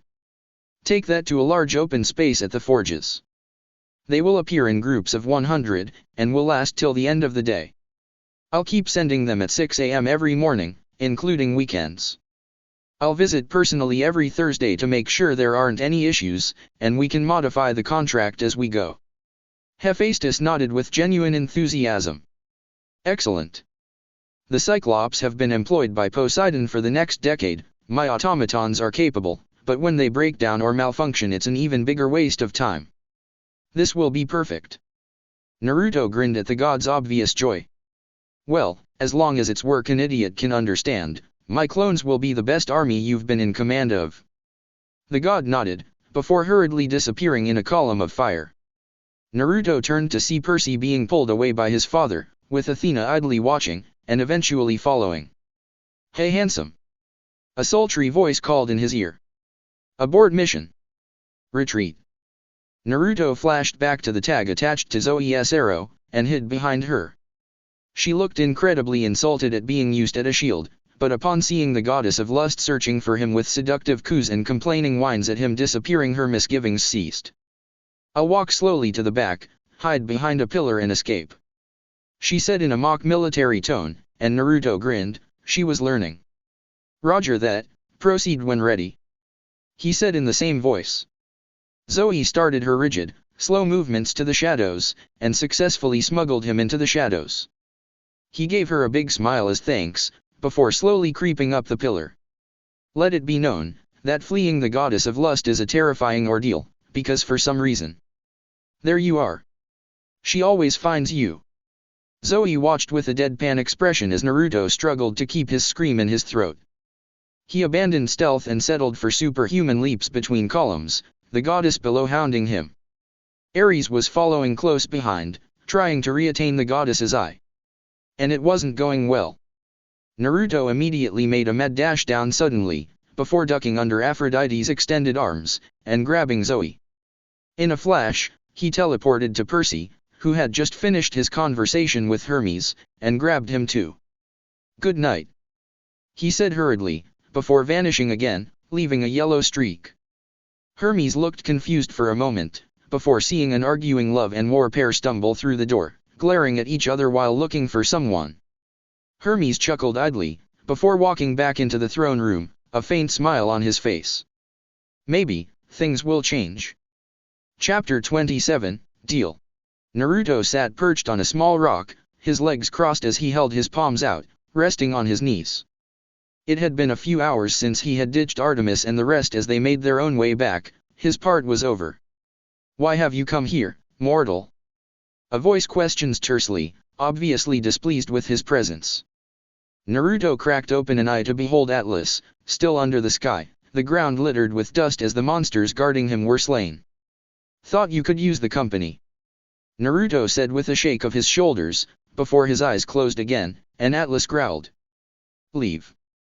Merely breathing the same air is insulting to my very being." Atlas growled, but soon growled even lower when Naruto didn't move a muscle.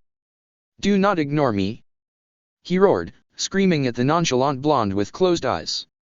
Naruto winced at the volume, before squinting at the titan. "Look, shut up, okay? If I didn't know any better you were trying to start up a conversation," Naruto said with a wiggle of his eyebrows, a tad of mirth entering his cerulean blues. "And since I don't, I will happily oblige. See, back when I was in the academy." Mount Othris seemed to shake as Atlas screamed in despair as Naruto continued to monologue about his endless D-rank missions, describing in great detail his duties of pulling weeds, painting fences, and fetching the savage feline, Tora. "Please cease your incessant chattering." Ah. Time passed as Atlas eventually gave up pushing the blonde away, but resolutely ignored him. "Oh. There was this one time where I pranked Numbu. It was so great." He had no idea his mask had a sticky note on it until another Jonin pointed it out. "It was hilarious. Masters of Stealth, the elite, sneaking around with a hot pink sticky note on his chin. Ha ha. Naruto laughed, holding his belly as he reminisced about his home. His laughter didn't last long though. Eventually, it died in his throat, and an almost electric pause filled the air as even Atlas looked up to see what had caused the blonde to stop. He wasn't really sure what he was seeing. Naruto's face was stuck in a cheerful grin, but his eyes, they betrayed so much internal strife Atlas almost lost his footing. Tears of sadness and anger threatened to spill from his pained eyes and stained his ecstatic cheeks and joyful grin. The whole image was, just wrong. Naruto coughed into his fist, noticing Atlas's stare. I knew that would get your attention. It was one of my finer moments. Naruto mock-preened, though Atlas didn't buy it for a second. You have a question, boy, ask it, then leave me to my task. Atlas grumbled, and Naruto seemed to freeze. What, you don't think I didn't want to bore you to death with my infamous tales of carrying groceries for old people? I am immortal, I will never meet such an end. Naruto's sweat dropped, not the point, but I will roll with it. Yes, I have a question. Atlas dropped to a knee, before resting the weight on his shoulders, and looking at Naruto sideways, his hands free, partially.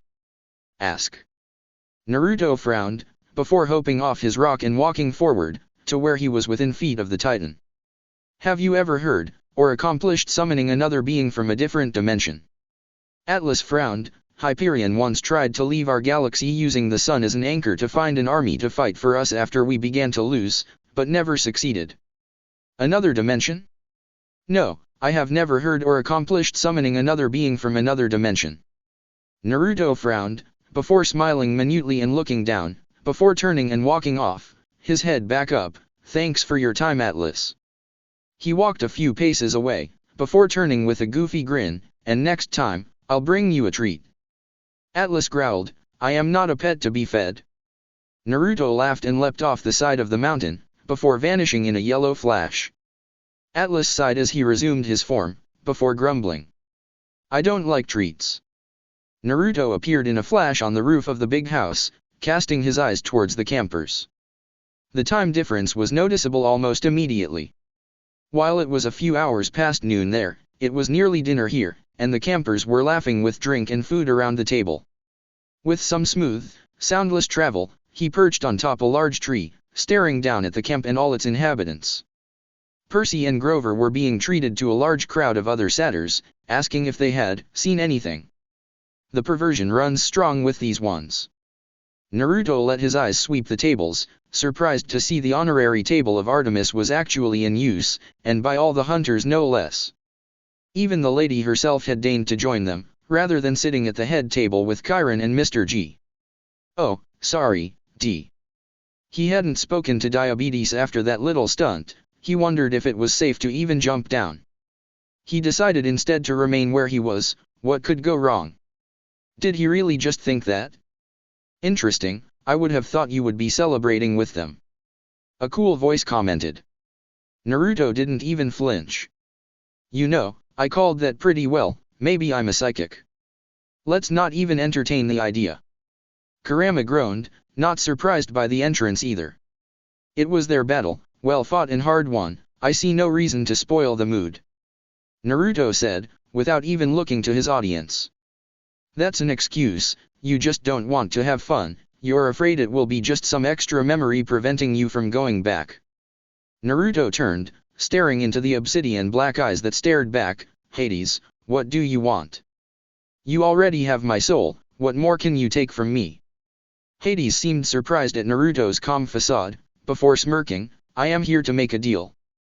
Naruto just turned away, you know what I want, and I know it's not happening. Why would I give up such a powerful soul? I believe was your exact words. Hades grinned, yes, and that is true, but the matter of fact is the Shinigami will eventually find you here.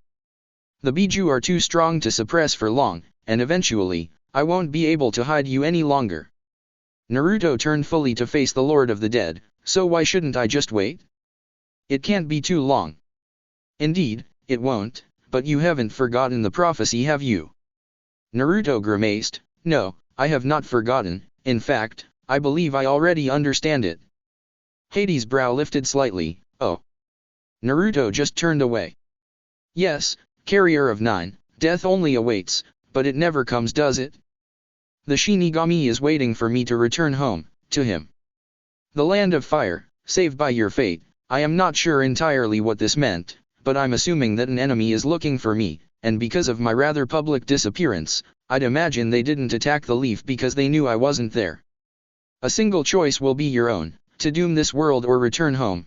I believe that is that you're hoping to fulfill right now. This choice, here. You know that this world will burn without my aid, and should your power wane and the Shinigami locate me, I will leave, and this world will fall. You need me to stay, to make the choice to save this world and let the way home close for a time longer, am I right? Hades was grinning so widely you would have thought he was Apollo. Oh, if you were my son I would have taken over Olympus a long time ago. Naruto snorted, I am no god's son, I am the son of the Fire Shadow and the Red Habanjiro. Hades's grin twitched to one of confusion, and Naruto had to turn away to avoid smiling at his confused face. And, if the rest of the prophecy is any indication, I will choose to accept, so tell me, Lord of the Dead, what will you offer me to make me stay? Hades remained silent for a time, before extending his hand outwards, and a tornado of darkness formed, bending and weaving into a black card? A card? Do I look like the type of guy to play board games?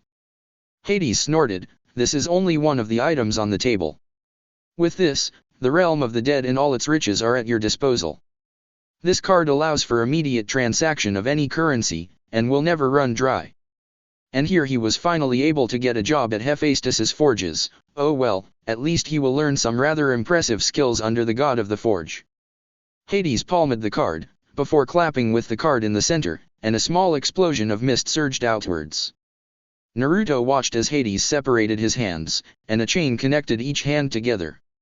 It was a fine chain, not very thick, but strong, and obviously enchanted. The aura alone was making Naruto curious about how none of the campers below didn't even notice. Your string, taken from the 3 fates, and some modification on my part.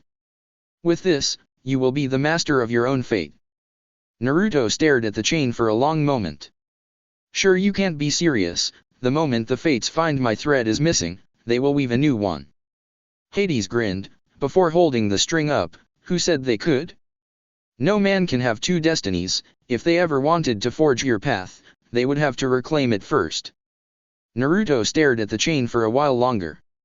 You do realize that by giving this to me, I can literally tell your great prophecy to fuck off. Hades blinked at the vulgar language, before laughing. That is an interesting point, but we know it's meaningless.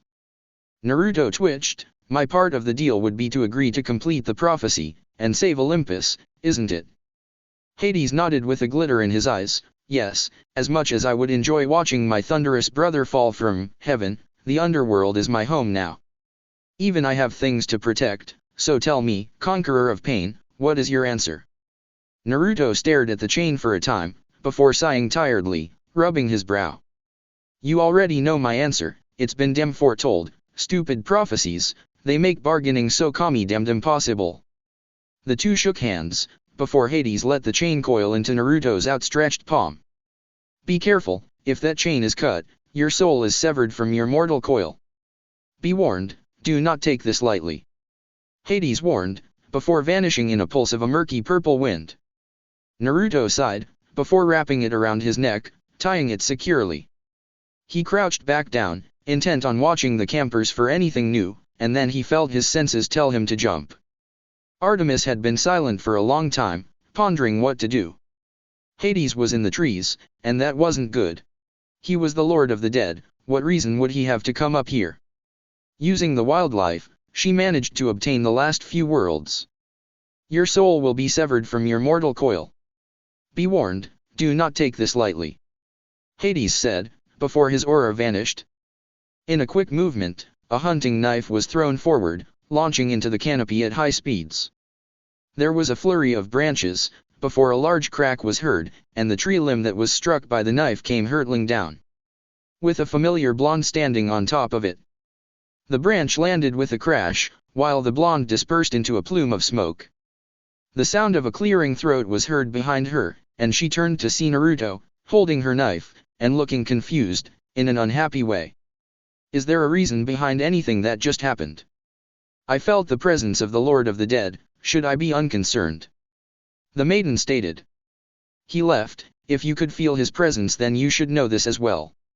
He simply could have donned his helm, I am being thorough.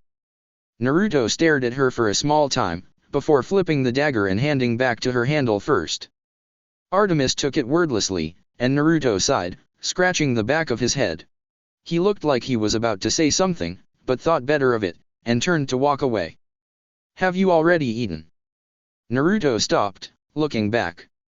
It became blatantly obvious that the entire camp was watching now. Yes. Naruto lied. You're still shit at lying. Son Goku shouted, and Naruto twitched. Artemis's eyes narrowed. Do not lie. That is as good as telling the truth. Naruto soon found himself staring at the entire hunt, a strange look in their eyes. Testing. Naruto substituted weakly, and the campers just looked at him aghast. This was the prankster that bested the stalls. He couldn't lie to save his life. Artemis signaled him over, and a seat appeared from seemingly nowhere, seated at the other end of the table. Join us and eat, it's the hero's banquet, and you fought hard for this. Naruto started walking forward, before executing a seamless substitution with a nearby clone. He sighed heavily in the forestry, before turning to leave. An arrow thudded into the tree by his head. He turned in surprise to see Thalia, with her recently fired bow still aimed at him. I know enough about your abilities to make a good guess. Naruto shook his head, I'm not hungry. Thalia stormed forward, her advance hidden by the trees as the campers lost sight of her. A long moment of silence passed as the campers were silent, their ears scrapping for any sign of noise. Fine. Fine, damn it. Naruto's cut through the woods, and soon emerged looking less than pleased, with a more than pleased daughter of Zeus walking by his side. Damn hunters and your cheap shots. Naruto muttered. All the boys felt their hands subconsciously drift to their crotches, a phantom pain flaring. Chapter 28, Discovery. Naruto shifted in place, somewhat uncertain as he stood in front of his massive audience. And by massive, he meant the towering Bijuu inside his mindscape. And they were, staring, intently. So. Kurama started, that right there, is your thread. Naruto nodded, though he wasn't sure why, the Bijuu were there just as he was. Kurama stared for a few more long moments, before scoffing and turning away, I doubt it. Naruto blinked, and almost guffawed as all the other Bijuu nodded in assent. What? Why? Naruto almost shouted, completely at a loss. Are you serious?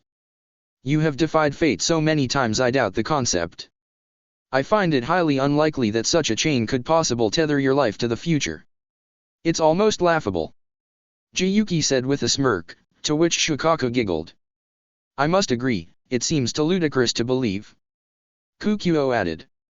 Naruto paused, before looking down at the chain in his hand. His face settled into a look of determination, before he looked over at Kurama. Furball, lend me a claw. What? You idiot. You could die. Kurama roared. Naruto stood in the blast, his hair blowing backwards as he remained unwavering. I thought you said I wouldn't a minute ago. Only a fool would take that risk. That's why I asked you. Why you? The rest of the Bijuu watched as the age-old partners bickered and argued about who was the bigger idiot, completely ignoring the original topic. Kukuo sighed, before turning to Komei, who just shook her head in disbelief. Jayaki just stared in shock, while Shikaka was giggling, still. Naruto suddenly stopped, surprising Kurama, and looked down at his chain. If this is my chain, why give it to me? He could just as easily threaten to kill me as to coerce me, why surrender that? Naruto muttered, his fist tightly around the chain. Kurama frowned, and Isabu cleared his throat, gathering their attention. It's politics. Blink. Think about it, what would happen if Naruto's soul turned up in the land of the dead, and not his own? Should the Shinigami find out, it's immediate war.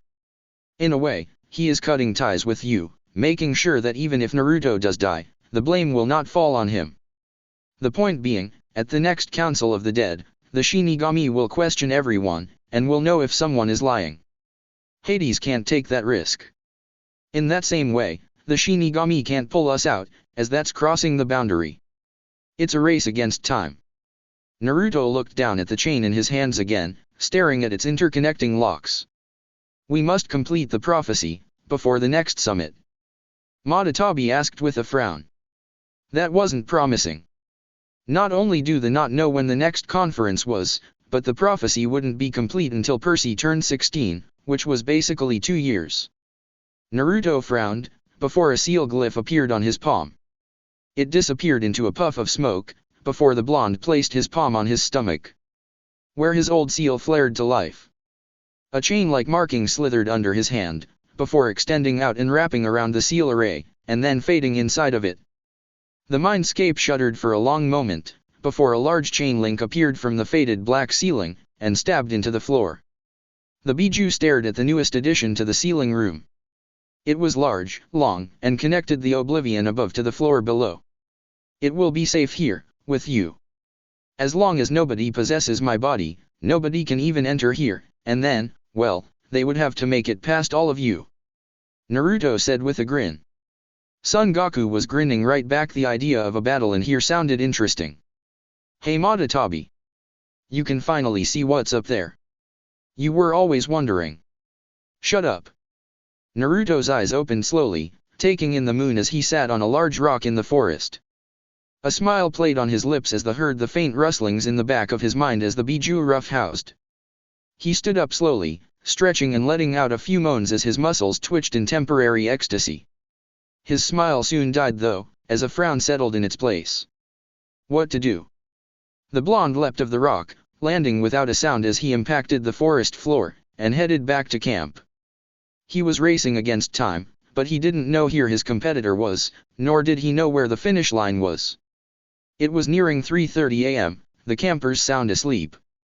The celebrations of their safe return dying out about 2 a.m., with everyone exhausted. There had been games, pranks, storytelling, and a feast of the ages. Even the hunters stuck around for the food. That has to mean something, right? Thalia had become the camp's liaison with the hunt. One thing this trip showed was that the hunt wasn't the only thing that could be called in for assistance. Thalia had taken her place at the head of the Artemis cabin, but made it clear that she wouldn't be around much. She would be a peacekeeper, but would spend the majority of her time with the hunt, as was her first obligation. In other words, she was the chain connecting the camp to the Eternal Maidens. The look on her face was definitely memorable. Naruto broke through the forest line, staring at the Artemis cabin. It was a nice place, silver in color and almost angelic in the light.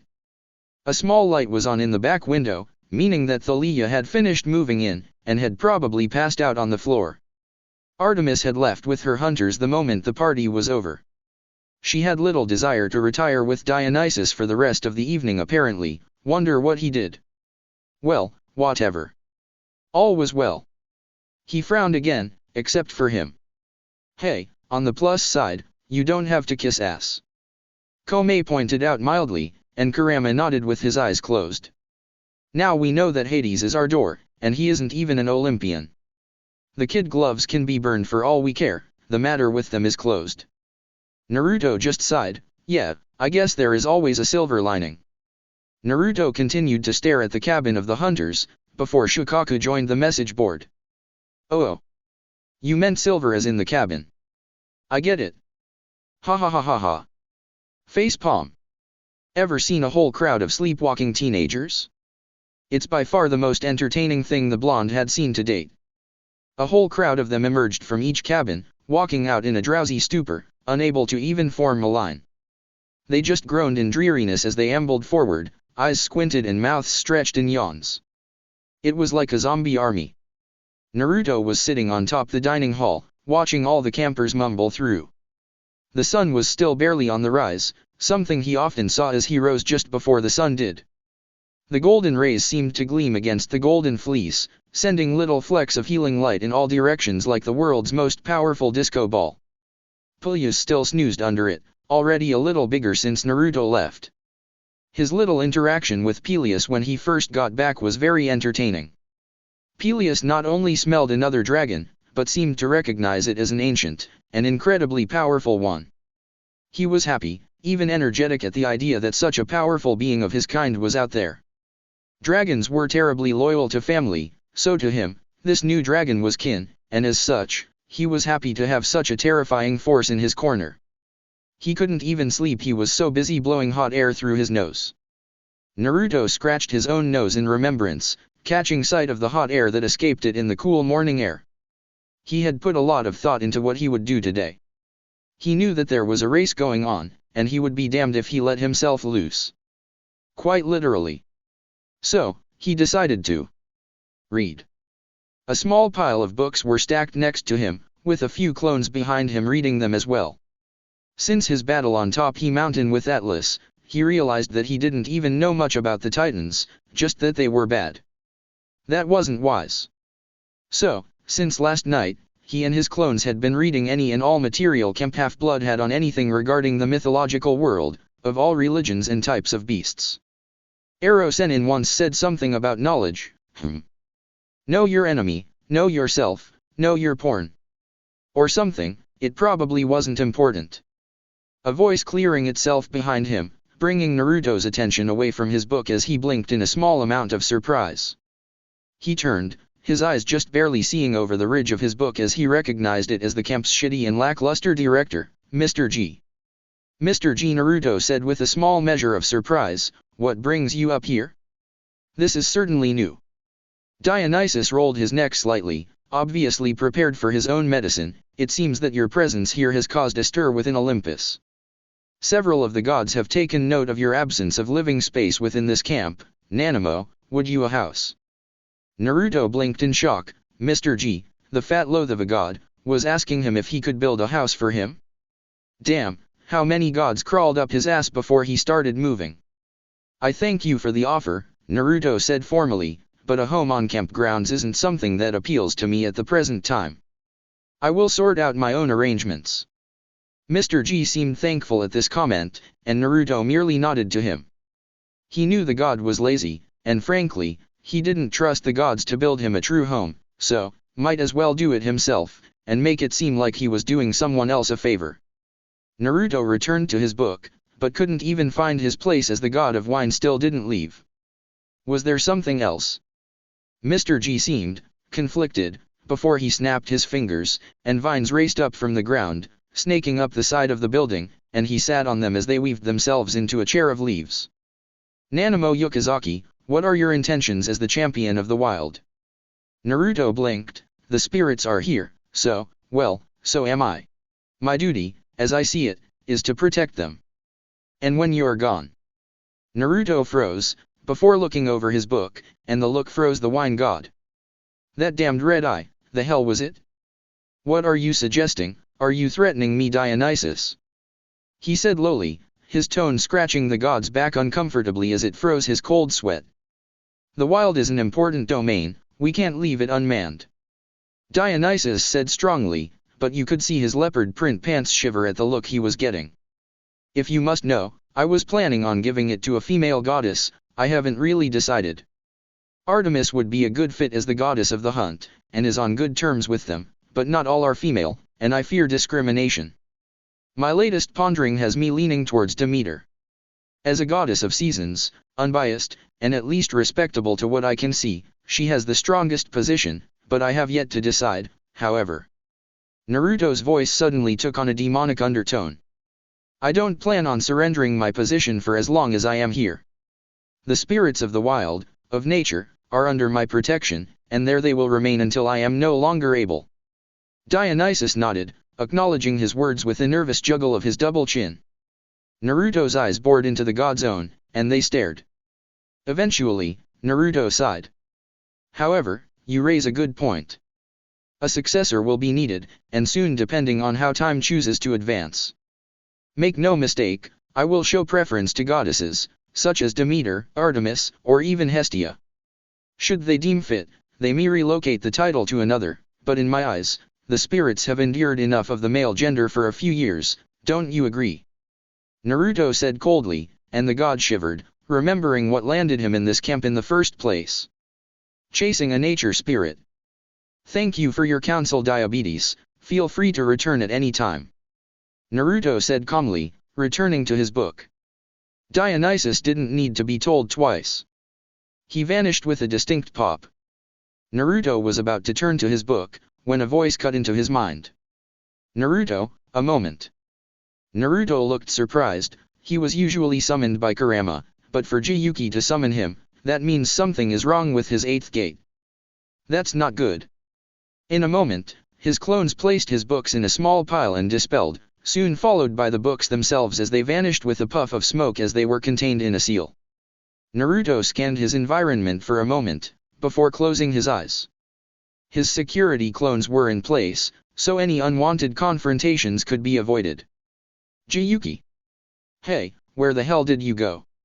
Naruto muttered. He was in his mindscape, the 8th gate. It was basically, a lake. It was blocked by a huge dam, where Jiyuki usually resided with his back against it. What was beyond the dam, was his heart. Or at least, his chakra core, where his heart proved to be its prison. Oi! Where are you? Here. Naruto turned and saw Jiyuki, submerged in the lake, coming up from the depths of his reservoir. I found something unique. I believe that this is the reason for the Uzumaki longevity, and why only they could contain Kurama.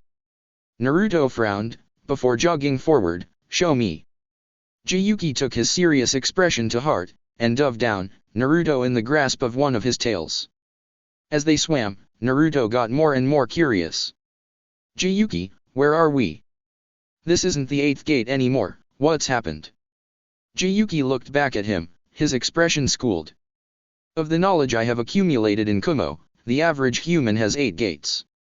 Gate of opening, healing, life, pain, limit, view, wonder, and the last, death. Should the last gate be opened, they would die, at least that is the case for an average human being. Naruto was starting to get nervous. Jiyuki was a pretty chill Bijuu, for him to be this serious, almost out of it, this had to be something either groundbreaking, or a calamity. What are you saying? Jiyuki stopped swimming, and Naruto looking down in confusion, before staring down at the bottom. There was another gate. This, well, I guess you could say, it's your 9th gate. It's what prevents the chakra of the 9 tails from corrupting you without direct exposure, from eating you from the inside out and dissolving you like the rest. Welcome, to what I would be honored name, as your 9th gate, the gate of the soul. Chapter 29, Unraveled. It was dark. Cold. Familiar. Like sinking in a black ocean, the brittle chill slapping his skin with a rugged tug, rough, like rope. And yet, it slithered like wind, raking skeletal claws through his blonde hair. Farther, farther. He just kept falling. And then, he ran out of rope. He was snapped back the way he came, with such force colors seemed to explode into being. And then, he was awake. Naruto lurched upward from his pad of grass, eyes wide as the choking sensation left him, gasping quietly as he heaved, cold sweat twinkling like lost stars. Peleus hummed awake, sort of, and curled around him tighter, ensuring his safety, before losing the battle of vigilance as he fell to slumber. Naruto took heavy breaths to calm himself, before resting back against his pad of grass, propping his head and feet on Peleus's scales. The presence, it felt familiar, but not. It commanded an almost ancient authority, it almost reminded him of Kakashi when he was angry, but not, it was sinister, violent, vengeful. It reminded him of Obito when he stood with Madara. He shivered for a moment, his blonde hair swaying side to side. I'm dreaming.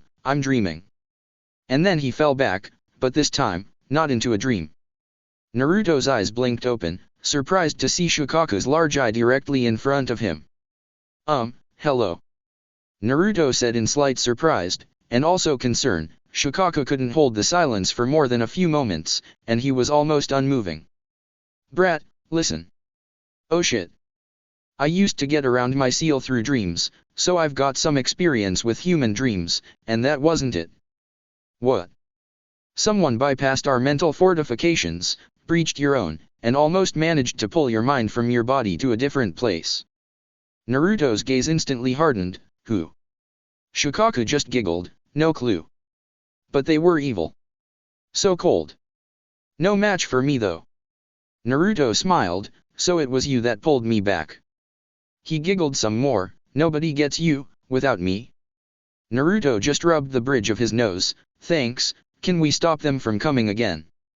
Shukaku actually frowned, before shaking his head, they keep getting in, so no. But they will never pull you out, hehehe. Naruto's eyebrow creased slightly, before he flicked Shukaku in the forehead. Thanks, next time he comes in, can you slow him down? I want to have a face-to-face.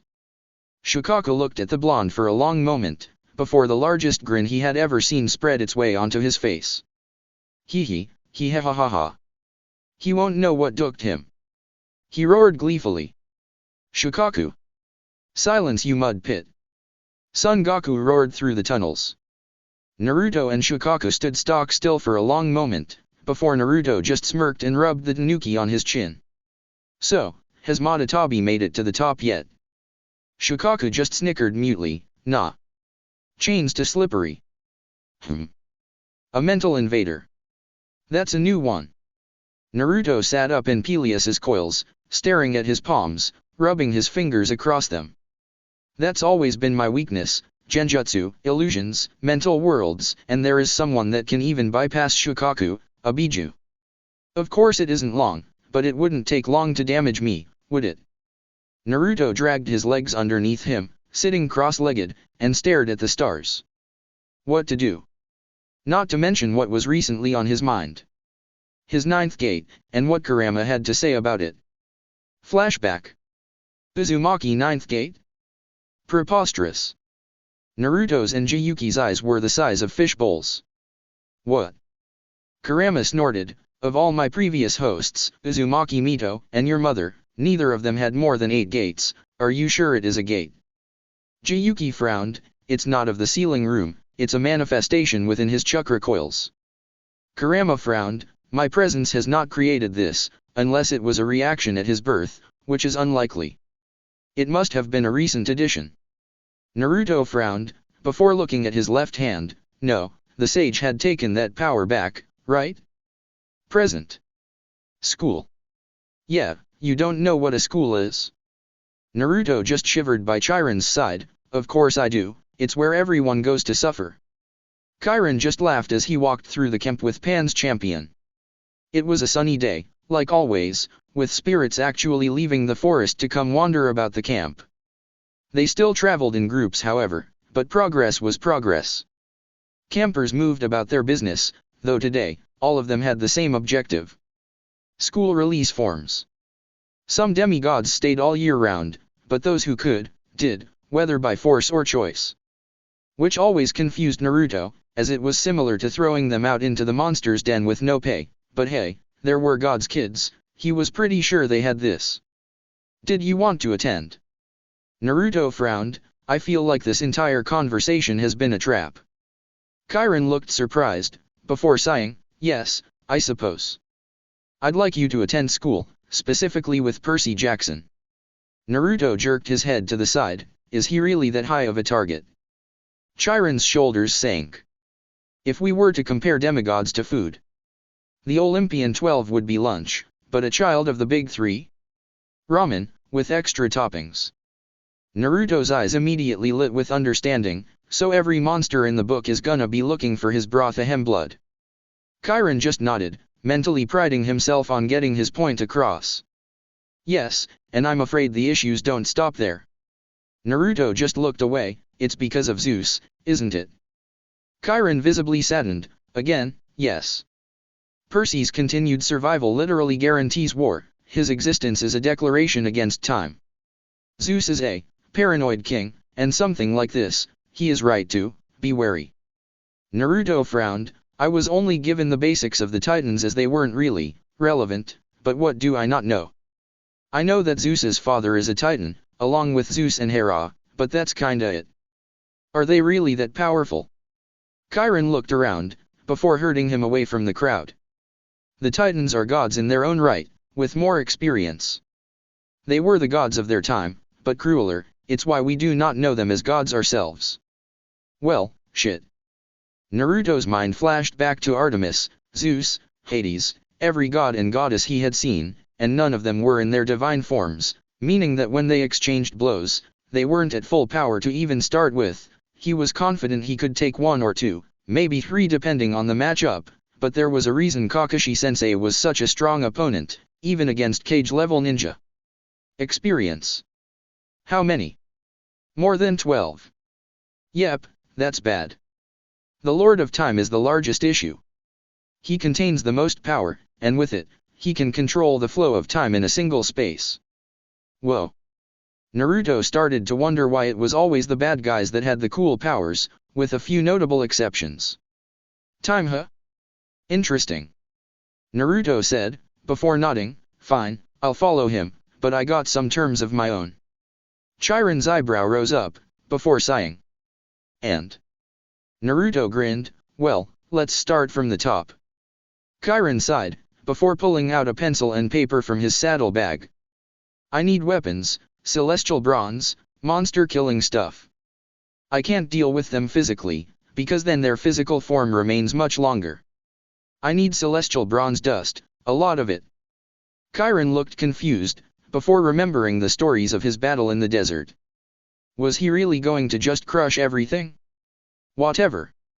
Second, I need an identity, and everything that comes with it. I'm not actually a member of this world, and as such I am literally an alien. Whatever counts as citizenship and membership as a human for this country, I need it. Nod. Scribble. Third, I want a base. A house basically, outside of camp. Chiron's jaw dropped. What? Why? Naruto looked confused. This place is the enemy's main target. When this place gets raided and or attacked, or both, I don't want to keep my valuables here. That's like storing your life savings in a loaded gas tank. That's a harsh way of putting it. Colorful too. Quiet. He needs to focus. It's hard enough for him already. Naruto twitched as Chiron kept writing things down, mentally restraining himself from going in there and giving Kome a piece of his mind. Anything else? Yeah, 3 questions, to which you will answer honestly, no matter what. Chiron's eyes narrowed, and if I can't? Naruto's eyes matched his, then I can't trust you, and can't help you. They stared at each other for a long time, before he sighed, only 3. Naruto nodded, this coming war, are you with the gods, or the titans? Chiron looked offended, gods, the titans are not beneficial, not by a long shot. Truth. Naruto nodded, do you answer to anyone else? Is there someone other than the gods and such in power that can give you orders, and you follow them? No. Truth. Naruto grinned, can I trust you? Chiron looked surprised, before smiling brightly, without a doubt. Ugh, this is so sickening. Kurama. Don't ruin this. So, you're going to the same school as me? Naruto nodded, sighing sadly, yeah, as of now, I am your unofficial overseer. Meaning that when I'm around, I'll be your first line of defense, but I have a few warnings for you. Percy suddenly gulped, and Grover, who was nearby, quivered slightly. Naruto raised a finger. 1. I'm not doing your homework. Flinch. 2. I'm not buying you food. Twitch. 3. In the presence of fangirls, I will evacuate you, but you must run on your own. What? 4. You must carry this at all times. Naruto said, before tossing him a familiar ritualistic kunai. 5. I'm meeting every friend, family member, and person of significance in your life.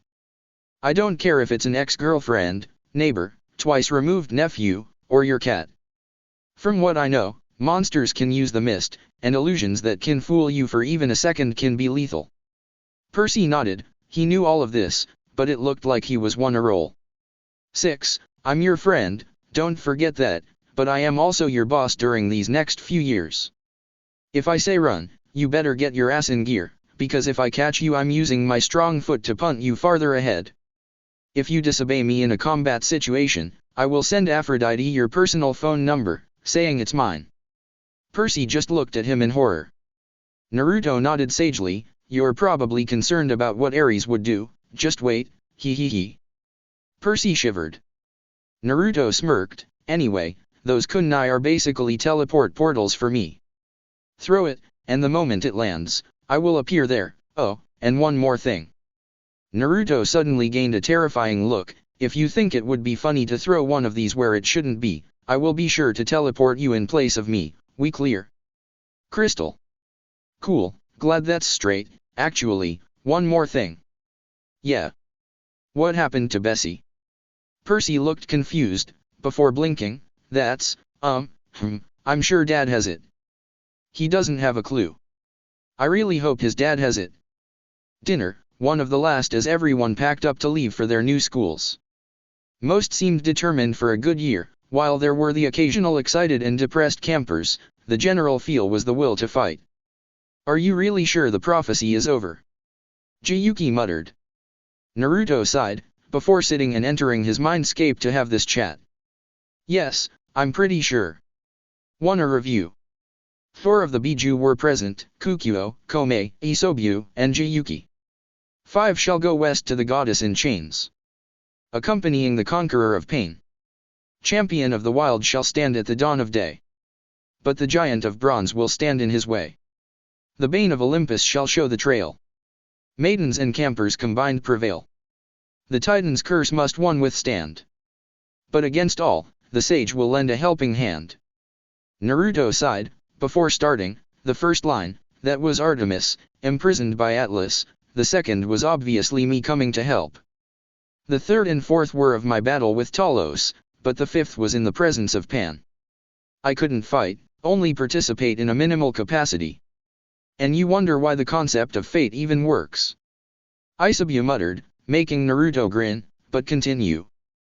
The titan's curse must one withstand. That was me, under the sky. And the last line, I stood up for Percy at the meeting with the gods at the council.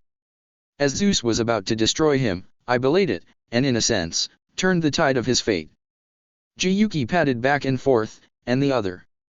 Naruto frowned. That hasn't happened yet, but I have an idea. Naruto sighed. My prophecy isn't for a while. Carrier of 9, death only awaits. The land of fire, saved by your fate. A final choice will be your own. To doom this world or return home. You will aid the half-blood of the eldest gods. To change this world and create a new law. The home of the gods will be saved, but will fall. But only you can bear the weight of all. Naruto sighed again, heavily, before looking up. Death only awaits. I don't think that means I'm going to die. It means that the Shinigami is waiting for me. Hades confirmed my suspicions the last we met by severing ties. We already know that my absence spared Konoha from some calamity. We don't know what exactly, but there isn't any point wondering. My choice to stay, my agreement with Hades, that was my choice.